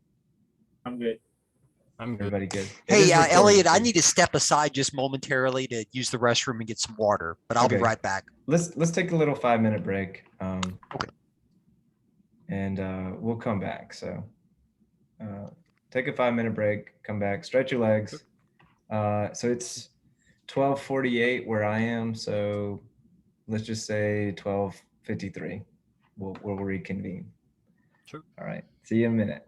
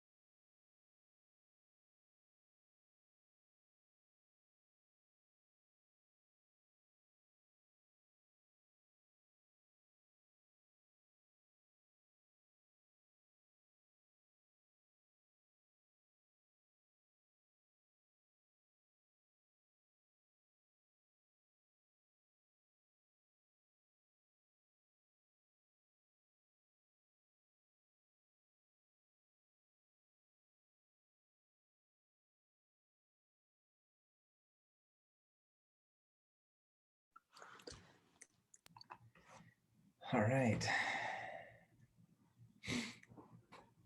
A quick question. Will there be a way to view the recording later? Because I know this is the kind of topic to get from the beginning. Yeah, yeah, for sure. Patrick will definitely have more details about where the recording will be. Oh yes. I'll send this. The recording, of course, is going on right now. But once it's finished and completed, I'm going to send it to our social media web services coordinator, and she'll make sure that it's uploaded on our YouTube channel. Awesome. Thank you so much. Oh, you're welcome. My pleasure. Is there a link to that YouTube channel? Yes, actually, it's just Jackson Hinds Library. And you should find the channel just by typing that. And then the video, I'm not sure exactly when the video will be posted, but I would imagine within the, obviously within the not so distant future, maybe within the next couple of weeks or so. Yeah, and I'm sure, will you guys post that on social media? Yes, that is correct. Okay. Not only YouTube, but our various other social media platforms, Twitter, Facebook, Okay. and so forth. Yeah. Okay, yeah, and tell them they can definitely mention me at Techie Eliot on Twitter, and I'll be sure to retweet it as well. So yeah, if you're not following me on Twitter, that'd be a good place to follow me. And I'll be sure to follow up with a retweet and a like on the video as well, just to let people know when it comes out. But yeah, I mean, even after today, I'd encourage you, like, follow me. You can direct message me. We have a link to our meetup channel. I think I posted that earlier. I'll post that again in our chat here. But the details for our Discord and for other information is there. Feel free to look at that. Hey, Elliot, one thing I do want to mention to you and everyone else who might be interested in watching the video or the recording, I should say, once it's completed, is I'm not sure if our social media web services coordinator, if she's going to kind of condense this video to make it shorter, since it's a 3-hour long program.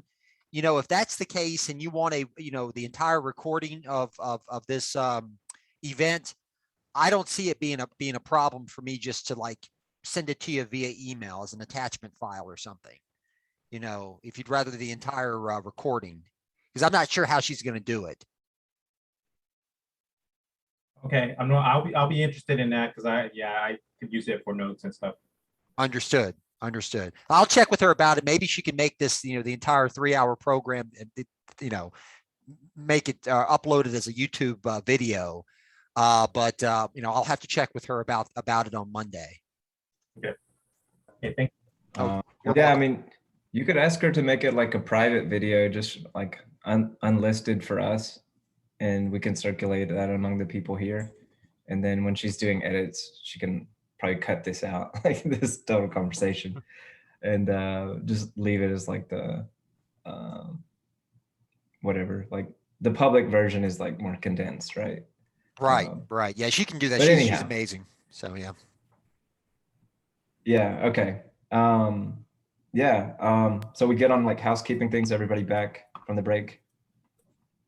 All right. Good. All right. Let me see what I can do next in the little bit of time we have, but probably just follow along with me here. But I want you guys to probably just take notes here, and you can code along with this stuff later in your own like learning time. So let me get this up. And so, okay, I think I should be sharing now. Are you able to see the mountains now? Yep. Yeah. Okay, all right, good. All right, so let's come to, I'm gonna come to a website. If you already have an account for GitHub, you actually have something that is for free. It's called the Github Learning Lab. So you say lab.github.com, and you just need a free account on GitHub. and then you'll gain access. You need to be logged in, but you have access to all of these free courses, right? So you could do first day on GitHub, and you could basically get an understanding of what we just did, the stuff that we just went through. A lot of the things that you would learn are just how to use GitHub, right? I think they put you through like a training course, and they give you an understanding of like how to assign something to yourself, how to close an issue. We went over that, how to create a branch, how to commit a file, how to open a pull request. So de facto, you guys just completed this course, but I'd recommend going back in your own time and, do one of these learning labs, because the way to learn programming is, it's not like history, or it's not like, what's another class? I don't know. It's not like science. It's not like you learn the items on the test and you know how to, like, it's like a fixed answer. Like, okay, it's always like, what is the birth date of the United States? It's not always 1776. It's like, it's more like actually learning an actual language. Like, it evolves, it changes. How you interact with the language changes. So for instance, if you're learning Git and GitHub or JavaScript or Python or whatever it might be, you can be fluent enough, but you can always learn something new about JavaScript. Like I've been working with it for a while now, and I still learn stuff every day. So it's a little more like that. Like, you learn different degrees of fluency, and maybe Gus can really understand that, being bilingual, that it's more like that. You're not going to learn it overnight, and there's not just one solution. With programming, there are many solutions for you to discover and to make and create. There's not just a single solution that will work. It's not just 1776, and that's always the answer. There can be many answers. So I say all that to say, you need to take massive action on your learning. So whether it's this, whether it's attending more workshops like we just did, going to udemy.com, going to freeCodeCamp. Obviously, we're part of freeCodeCamp. Big thank you to Quincy Larson and all the people that have made freeCodeCamp happen. There's a whole YouTube channel for freeCodeCamp. There's freecodecamp.org. You can go through the free material there. But I say all that to say, take massive action. So all the stuff that we learned today, drill down on that and do one of these courses again. You'll be glad you did, because the more that you do stuff like we did today, where you're actively learning, doing it yourself, then you're going to learn a lot more that way. And your learning will accelerate, right? And even try to take what we learned today and teach somebody, right? That's like, even me just showing you guys and figuring all this stuff out, that helps me learn it even deeper. Like, I know it. I've been doing this for years now, so that I'm able to tell you guys what to do without even looking at any material. I just already know. But it takes that many like times of like taking a massive action on something to learn it. And you can apply that to anything.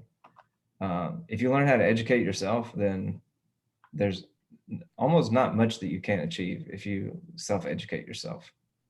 But anyhow, for the rest of today, I'm going to try for the next 30 minutes to go through some of this Node.js course. So I think it's just Node. So I'm going to search for it. And there's no way I'm going to finish this, but what I want you to do is just, watch what I'm doing, and we're going to go through this course. I've already completed it, so I know that it's a good introduction, but this will give you an idea of some JavaScript concepts. This is a backend platform. It allows you to do runtime server-side rendering. So server-side, runtime server-side rendering. So yeah, I don't expect you to code along this with me, but just see what we're doing because this is probably going to be brand new for most everybody here. But just understanding even like what the words are, maybe even note down like on a pad or on your computer, like new words that you learn, and just write them down and just watch me do this. Okay. And we'll see how far we can get. I don't think we're going to even get done with many of these, but so what I'm doing is I'm starting the course, and maybe even like just to back up, right? So JavaScript is a language, right? And so I'll even show you guys something here. So JavaScript for the longest time was just something in the browser, okay? Which I'm using a browser right now, okay? And I'm accessing something called the console. You can go to any web page and click this, right click and say inspect. If you're on a Mac, I think there's some things that you have to do to like get this to show up. Like you have to go up here and like preferences and then make sure. If you're on Safari, I think you have to do that, but I'm on the Brave browser, so it's like Chrome. But anyhow, so if I want to access something, I'll show you guys something. So if I want to do JavaScript, I can just do it here in the terminal, and I can just say 1 + 1 is 2. Okay, so this is where I'm accessing something called JavaScript. So JavaScript was traditionally just in the browser.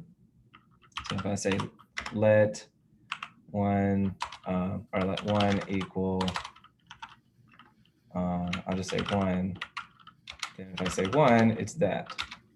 But then if I say 1 equals the number 1, now if I say 1, it's now the number 1. So this is some JavaScript in here. Okay. JavaScript was traditionally just in the browser. Okay, but Node took it a step further, and it allows you to access JavaScript at a server location. So something that is here is like a global thing. Okay, so if I say window, this is just talking about my browser. Okay, the entire browser. So all the information about the browser is here, like lots of information. And it can even tell me like that, like the browser type I'm using, any information, all this is stored here inside the browser. I think it can even tell me like where my actual physical location is. Yeah, the geolocation. So it can tell me like where I actually am, and it's kind of creepy. So my current GPS position, I think, is here, but I think I blocked it actually.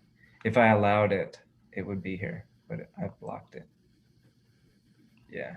So anyhow, that's kind of an aside, but it's relevant, right? Because JavaScript was traditionally in the browser, but we're going to learn something about Node.js that is something that it works in a different environment, right? So you could think of it like this. In your family, there's a language that you speak, right? You speak a English language, or maybe you speak Spanish, right? Gus might speak Spanish inside of his home where he grew up, right? And you may speak a mix of it, right? But think of how you use your language in your home setting, and then how you would use it in another setting, right? So if you're at work, or you're at church, or you're just out on the street, right? You're in your neighborhood, wherever. You know, you might refer to your mom or your dad or your brother or your sister. You might refer to them by different names in your house, right? But that's still the person they are, right? So like I might have a pet name for my wife, you know, I might call her Honey or whatever. But then when I'm in my workplace or my church or wherever, I have to refer to my wife in a different name, right? So people know who she is. They won't just know who Honey is, right? Unless they know me. So I would need to call her by her name. Her name is Ranjita. So that's my wife's name. So it's the same way with JavaScript. You know, certain things, this is called a window, right? In the browser. but and the window is a global thing. Okay, so I could say window dot one equals one. I think this should work. Okay, so now if I just say one, window dot one, what's it going to say? It's going to say one. Okay. And I think I can even do this. I could say window dot two, and this is going to be wrong, but I can set it to one, right? But now if I say two, it's already connected to this global thing called the window. Okay, so now if I take one, I think I have to say, oh gosh, if I say one and I set it to one again, I'm kind of riffing off here, so I might be wrong. So now if I say two, it's still the number one, because this one up here, right? The one up here that's called one, I said one, this is not connected to the global window. Okay?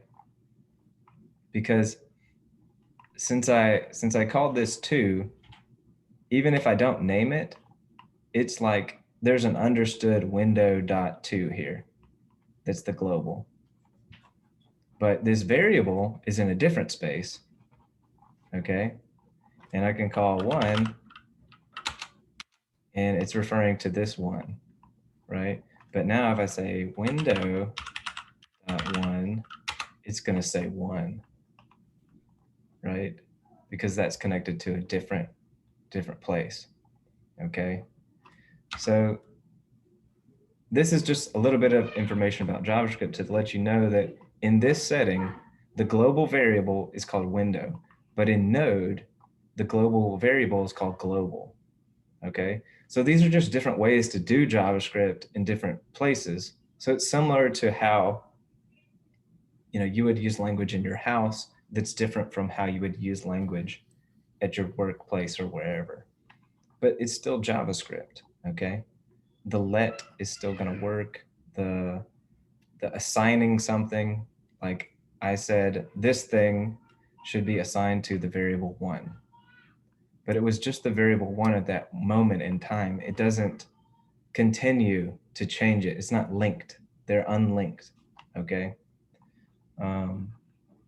But anyhow, that's kind of an aside, but it just helps you understand why we need Node.js and we need Express, because traditionally JavaScript was just in the browser, but now with the addition of Node, there's some parts of the programming world that are more opened up to the browser now. So let's start this course and get an understanding, and I want you to take this course and run with it. Okay, like I was saying, traditionally JavaScript is a browser-side programming language. However, Node.js gives you the ability to run JavaScript files on the server side. Express is a library for Node.js that allows you to make requests to different endpoints and get a response back. Okay, so an endpoint, right? So you can think of an endpoint like this up here. You see in my URL? So this is the domain, right? But the endpoint is all this section, right? So we're in the Techie Eliot user, and then inside of that, we're inside of this Node Express course. And then inside of that, we're inside of another tab called the issues. And this is the issue number one. Okay, so for JavaScript to work in the browser, it's set up saying, okay, at this URL endpoint, go get the information and display this page that you see here, right? All of this information was fetched. It was brought in from a server for the number one endpoint, the issues number one endpoint. And it got all this information. So that's what they're meaning when they're talking about an endpoint, okay? Somebody's machine in another location is working and it's holding this information from GitHub. And then there's something waiting. It's listening for, did they hit this endpoint, this issues number 1, and then when they hit that, send them this content, right? And it'd be the same thing if they went to the GitHub Learning Lab, right? It says once they come to this part of the URL, send back this information. Same thing, I'm gonna come back to this page. It's gonna send me this information at the number 1. Okay, so that's kind of what we're talking about. But Express is something that a library, you can just think of it in the sense that it's something that somebody else has made, but we're using it in our code to kind of use it as a plugin. Okay, that's what a library can be. It's something that it takes JavaScript and it uses somebody else's code that they've used to make something in JavaScript, and it makes it something, add a little more that somebody else has made that I don't have to remake. It's kind of like something is ready made out of the box, ready to go. It's ready to use. All right, so in this tutorial, we're gonna set up a project using Node.js and NPM. If you were here at the beginning, I talked about downloading these. If you've not done that, you'll wanna go to the websites that I've put in the course. And I think they may even go through that in here. We're gonna set up a JSON, send JSON data using Express, the library that I talked about. We're gonna test it using APIs, using Postman. This is also something that you'll need to download. It's an app. And then you're going to secure your routes with a middleware. We're definitely not going to get to all that today, but when you see the light bulb symbol, the following info is optional, is an optional tip or context. This tutorial is interactive. Look for instructions on how to complete each step at the bottom of the issues. If the next step doesn't appear, try refreshing the page. When you are ready to start, close the issue. Okay, so this takes some interactive things. I'm gonna have to close the issue and then something else will happen. So this is all automated. It's gonna happen for you. So it says nice. When the section is completed, a new issue will be created. And the next step, click here to start. Okay, so we've got a new issue. Okay, so it's giving us a new issue. We're gonna set up our Node.js environment. This is where I was talking about install everything. Make sure that you install Postman. And also make sure you have Git installed. So everything I talked about earlier in the video, having these installed, you can click on these and it'll give you insights. Okay, so Node.js comes with something called NPM, Node Package Manager, that we will use, manage our node modules. You can check if you have them, node NPM, and Git. And I did these earlier. So again,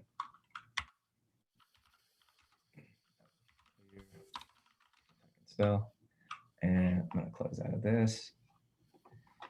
And I'm gonna do cd ... so I can get in my projects folder. Remember pwd shows me what I'm in. And then I'm gonna do node-v. It lets me know that I have it installed. npm-v knows I have it installed. I say git, I think I can say v. Nope, I need to git version, I think. Yeah, so it lets me know I have Git. So you need these things. And then as well, you need to have Postman installed. I would say don't do this now, but just come back to the video, look at it later. But this is the program that you're going to want to have. It's called Postman. It's like its own little software app.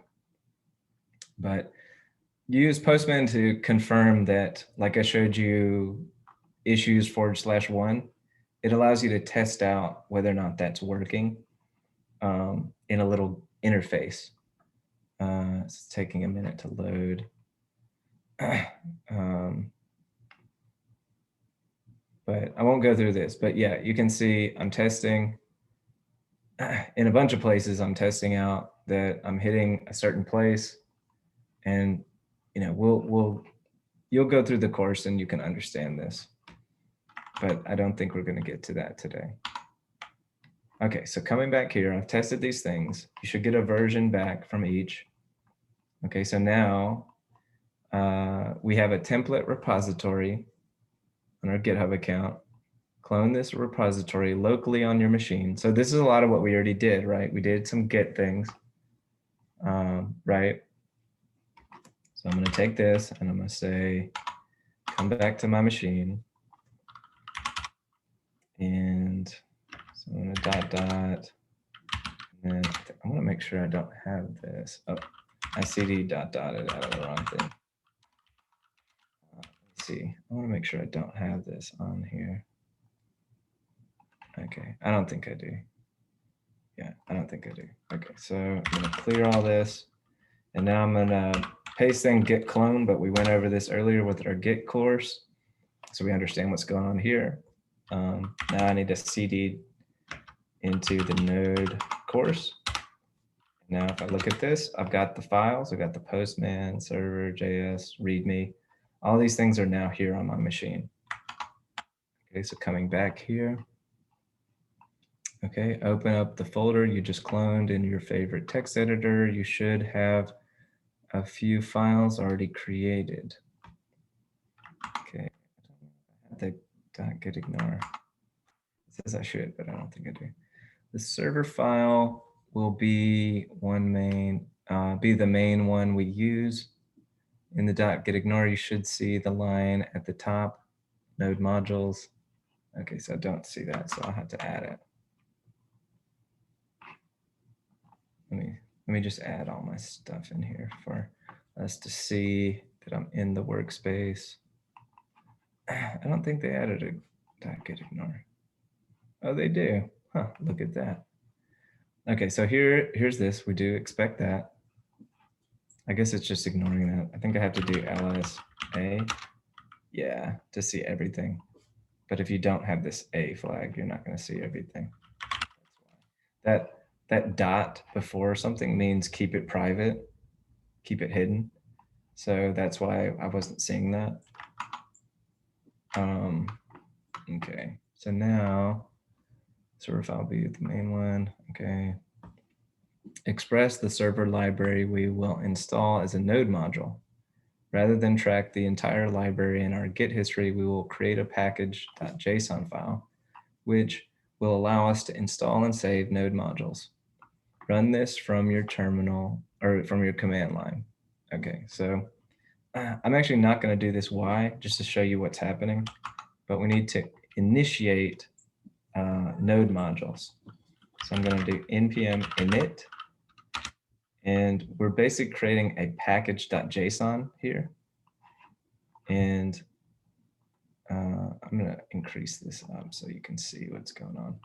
Okay, so what we're doing now is we're initiating the package. So the package is just giving it a name. And you can read more about this. It's walking us through creating a package.json file. So it's just like gonna set up some main things, but we need to give it a name. Okay, so the default one is express course. And I'll just say FCC. Okay, and then I'll just, the default is 1, so I'll just say 1. Of course, I did with. Okay. The endpoint is server.js. Yes, I don't want any test commands. This is my repository. I'll say node express. And then I'm the author, so I'll put my name. And that's the license. And then I will say that this is okay. So this is what I just made. All these things, the scripts, repositories, author, even I think the name, yeah, the name's up here. But I'll say yes, and that's what got created. And now I have this little file up here with all these things that I just said, right? But if you said why, then it would just generate a generic one. But I wanted to just see what I was creating. So this package.json now allows us to install node, or the node modules rather. All right, so we see this created. Now you can install Express using npm, enter the command in the terminal. Okay, so before this, I'm actually just gonna do npm install, just so you see this, npm install, just so you see what's happening. And I want you to keep your eye up here. We just added a new folder up there. And now I want you to also see the next thing that we do, right? Because we're gonna install Express.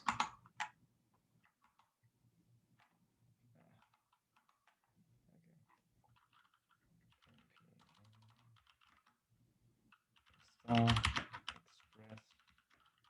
save. We should see something called the node module show up. And so all these node modules, again, like I was saying earlier, this is like where people have like worked their whole life and you know, now they have taken their life's work and put it into a package as a plugin that now we can access and we can stand on their shoulders, you know, so we can just see a little bit further because they put their stuff here for free. But again, we put this in the git.gitignore because this is like thousands upon thousands of folders and subfolders and files. Like all these things are way down here, but they have functionalities. So these are libraries that have functionalities that we want to access. And one of them happens to be Express, right? So this is the thing that we want to access. We want to get use of, right? So we installed it. It's not in the packages unless you explicitly say, install Express into my node modules. But there's a lot of things you can do just out of the box with Node that are just included in the Node modules. And yeah, you should see these messages like that you added packages and that they're there. And if you're not seeing that, then stop. Like a lot of times, if you see red, then that means you need to stop. Something's wrong. And so we got that. So a folder was created. This is where the actual files for Express are stored. I showed you that. I showed you where they're stored. If you open the folder, yeah, you can see the files. These will only be stored on your machine because we use the git.ignore. Yeah, .gitignore. So it's ignoring this. So like we were doing when we were pushing the code up, right? So you see how this is green, right? So this green means that GitHub, our Git is tracking this, right? Right. So even though I added this folder with all this stuff in it, it's getting ignored. So it's not on my table to be tracked, right? It's untracked. It's beyond untracked. It's ignored, right? So when we were going over Git, it's, even though I haven't put this on the table to dry, right? It's just still on my working table. It's not on the shelf, right? I use that analogy. This stuff is ready to be on the shelf, but it's like this is invisible to Git. It can't even see this because I put it in my .gitignore. So it's not, it's going to completely ignore it. That's what that means. It's going to act like it's just not even there. And you don't want to send this up because if you don't ignore this and you push it up to GitHub, then it's going to take it a really, really, really long time to do that because there's so much stuff here. So you need to ignore that all the time, pretty much. They don't tell you that, but that's, if you've ever done it, I've sent the node modules up and it's bad. All right, so in your package.json file, and make sure you have something like this under your dependency. So we're going to come here, we're going to check that this is here. I'm actually going to just do this because this can be a little faster, maybe. Just have them side by side. So if we come here now, yeah, there it is. So see on line 25, there's my dependency. So dependency means that it's something that must be installed in addition to all that other stuff, right? So there's already stuff that comes automatically with the node modules, but you're telling it, in addition to what I installed as the default, I want to also include Express. Okay, and it won't do it unless you explicitly install it. And you notice that I'm not ever, after that initialization, I'm not gonna really go in here and mess with this a whole lot. This is not something that you try to edit within the package.json. This is something that typically you want to use the command line for, like I did to install it. Which when I first did a bunch of this, I made that mistake a lot. So don't do that. So this section is well, the number on the right is the version you downloaded. Okay, so yeah, so the download version is 4.17.1. To reinstall the modules your application depends on. When you are finished with this section, push your file to GitHub for the next step. All right, so this is again, like what I showed you guys earlier. So git add dot git commit, and I'm over here on like the far right, so if you're following along, git commit, and I'm just gonna say add build add express. I just said experience. Add express. So I added that, and then now I'm gonna say git push.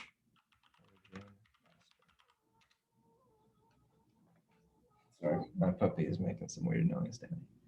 All right, so I just push this up, and it's doing its thing. And oh, it's telling me I gotta have these credentials. Okay.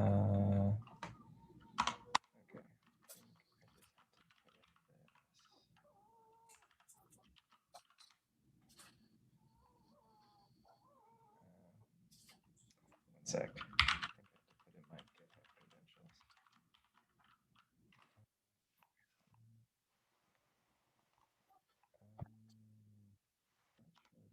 Asking me for. Sorry about that.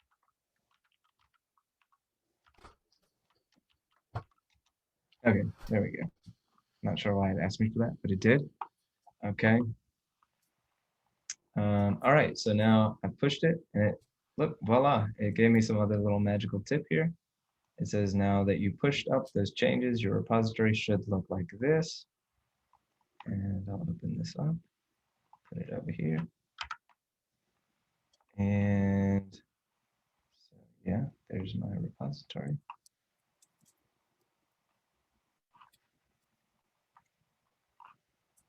Okay, click here for the next step. All right, so now I'm just gonna remove that. All right, how are we doing on time, Patrick? Is it okay if we go a little bit more? You can maybe a few minutes more. A few minutes. Okay. Yeah, it's 1:30 right now. Okay, let's see if we can just do this one more thing. Sure. Because then it'll put you on number 2, and then you guys can take it from here. I wanted to give you guys kind of a taste of what Node is doing, but I want you to get the chance to work on this yourself. And like I was saying, take the active learning process into your own hands. All right, now let's start making a Node server. Open up your server.js file and add these 2 lines. Okay, so let's come up here, close this, close this, close this. This is where the fun begins with Node, because you start to see what it can do. Okay, so I'm going to take this. And so now we have this library called Express, and now we're going to access it. Okay. Okay. So const, it's just setting up a variable for Express. And then there's some things built in to Express. It's calling it as a function from Express. And so we're just going to call it app. You can call this whatever you want, but kind of the conventional way is call it app. The first line gives you access to the Express library by searching your node modules. So this require says go to the node modules and get all of this stuff in that file. and start working with that.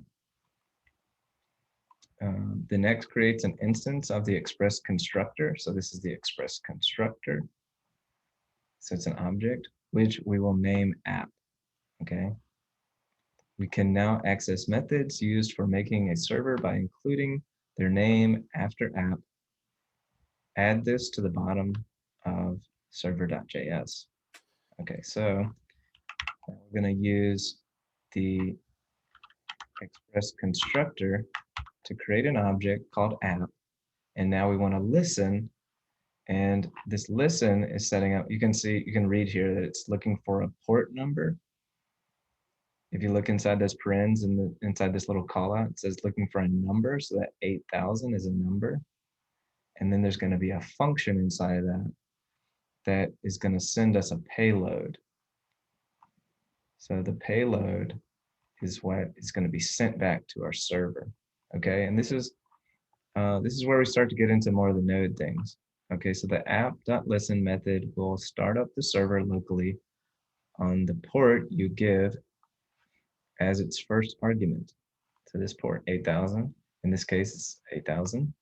But first we need to run server.js file by entering the terminal command node server.js.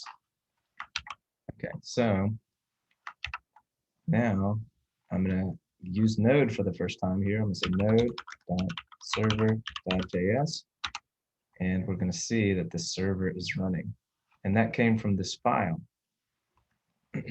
Okay, so I could even change this up. I can say 8,080, and I'm gonna say it's running on, and then I'll put this in. I'll use template literal with these backticks, and then I'm gonna say port. Say port, and then I'm going to do this.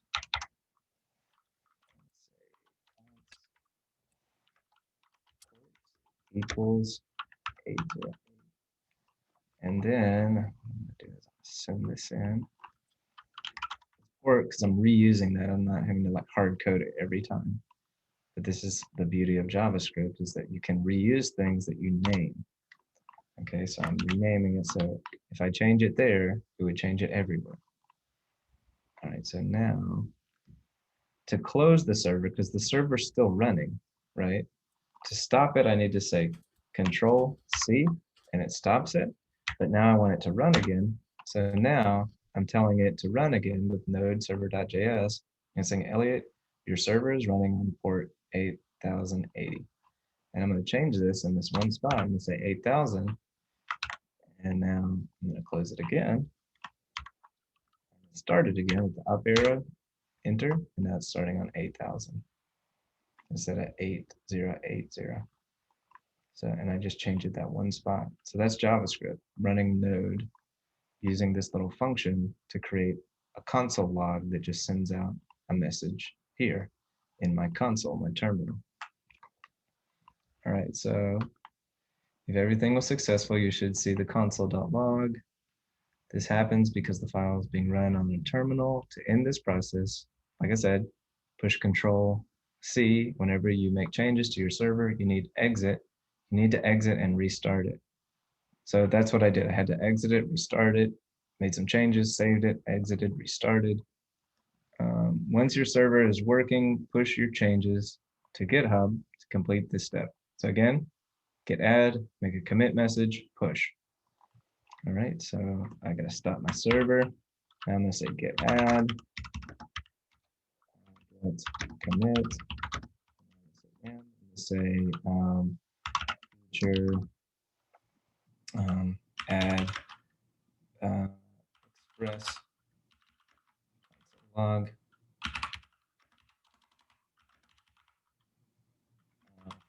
server. Okay. So now I did that, and I'm gonna say git push doing this thing with these credentials again. I'm not sure what that is. Say always allow. Okay, so now I did that, and now I should get something new pop up. And you just use node.js to run a script outside of the browser, right? So we are running the script, not in the browser, we were running JavaScript here in the terminal. And that's something that was way different from what I was doing over here, right? I was working out of this, right? So this is JavaScript, right? Over here, you know, var language equals JavaScript. So if I call lang over here, it's JavaScript. But if I call this over here, say console log, I'll say lang,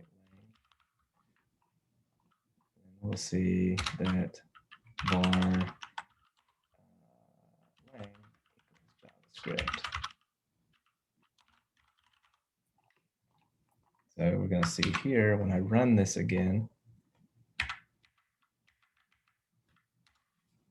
that this is also JavaScript, JavaScript, JavaScript.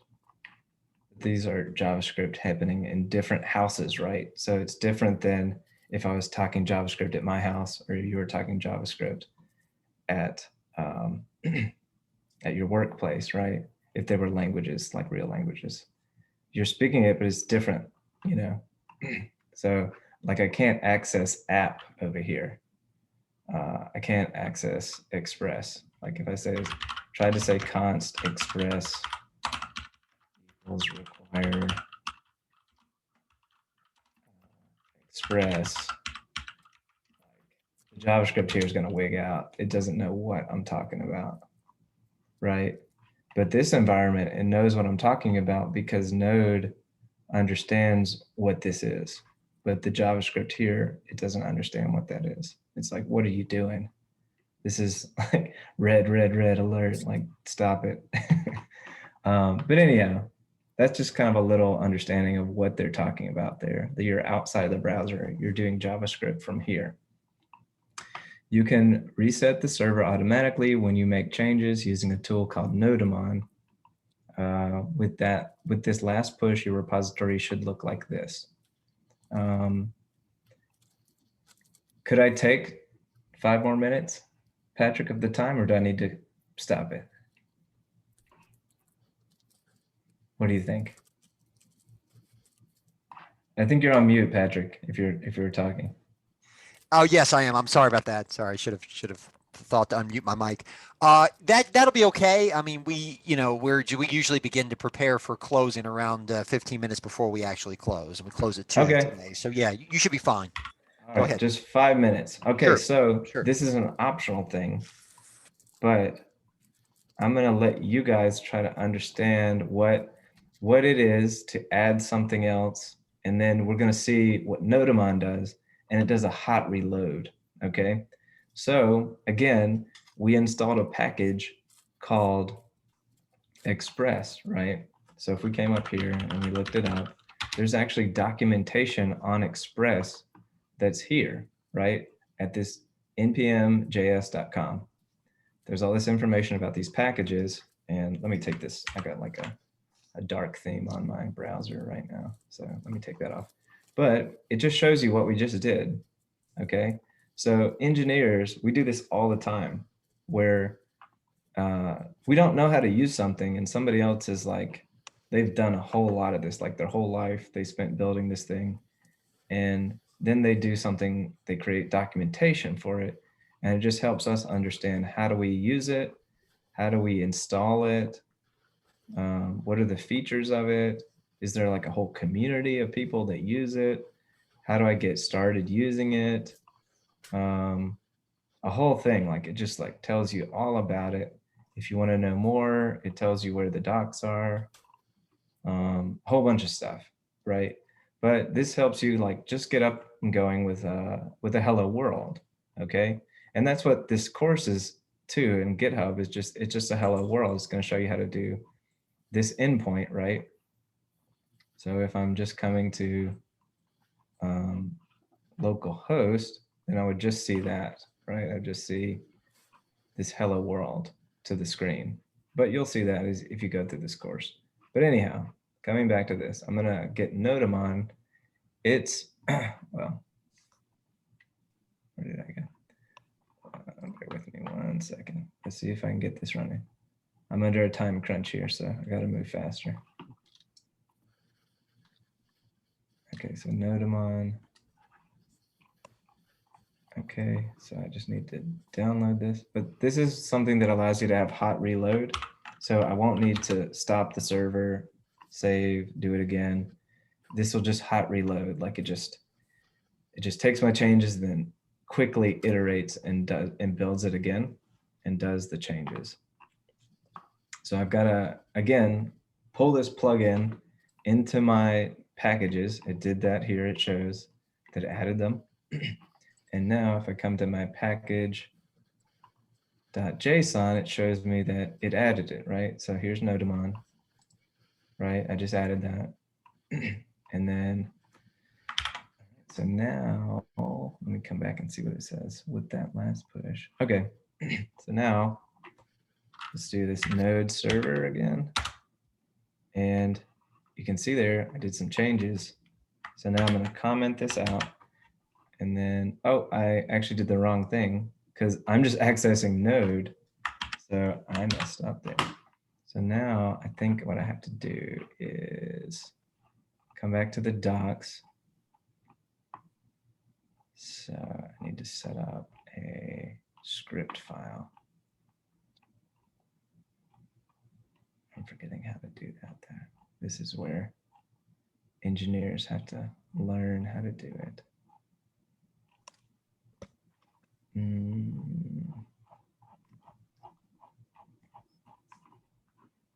Okay, I think this is the one. Okay, so I need to come here.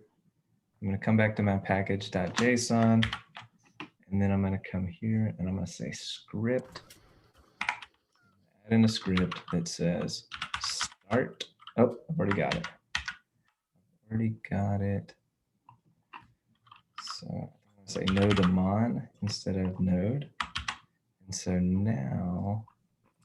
Hey, Elliot, I hate to cut in, but it's 1:45 now and we need to get going. So. Okay, Yeah. I've got it running now. I've got it running, sorry. Okay, no problem. All right, so now I've got, you see these messages? It says Nodamon, it restarted, it's starting the server, and then it ran my script. So instead of, I'm gonna do this, I'm gonna take this out, and now it reloaded, right?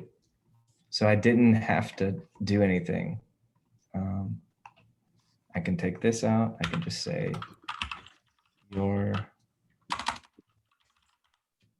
server is running, and now it's gonna do that.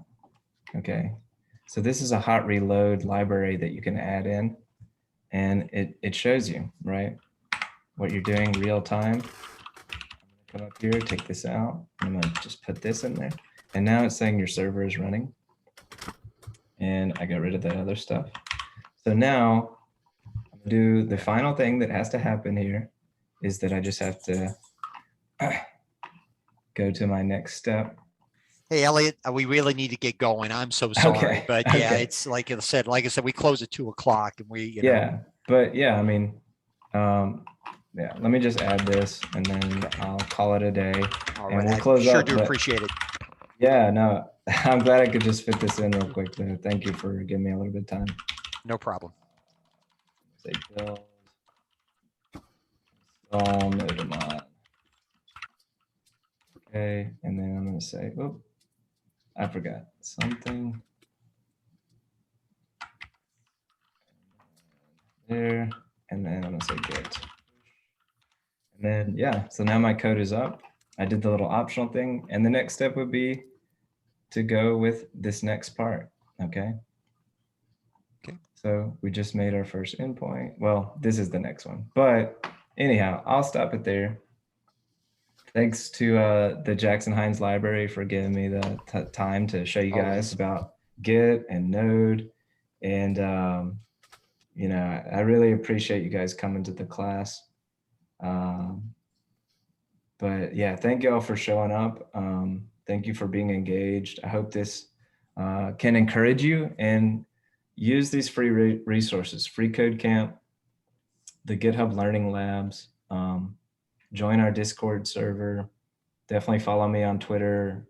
You're always welcome to message me, ask questions. And so, you know, thanks for spending, you guys were troopers. You spent the whole 3 hours plus with me. So thank you for hanging in there. And thank you, Patrick, for inviting me again to come do this. It's always a pleasure.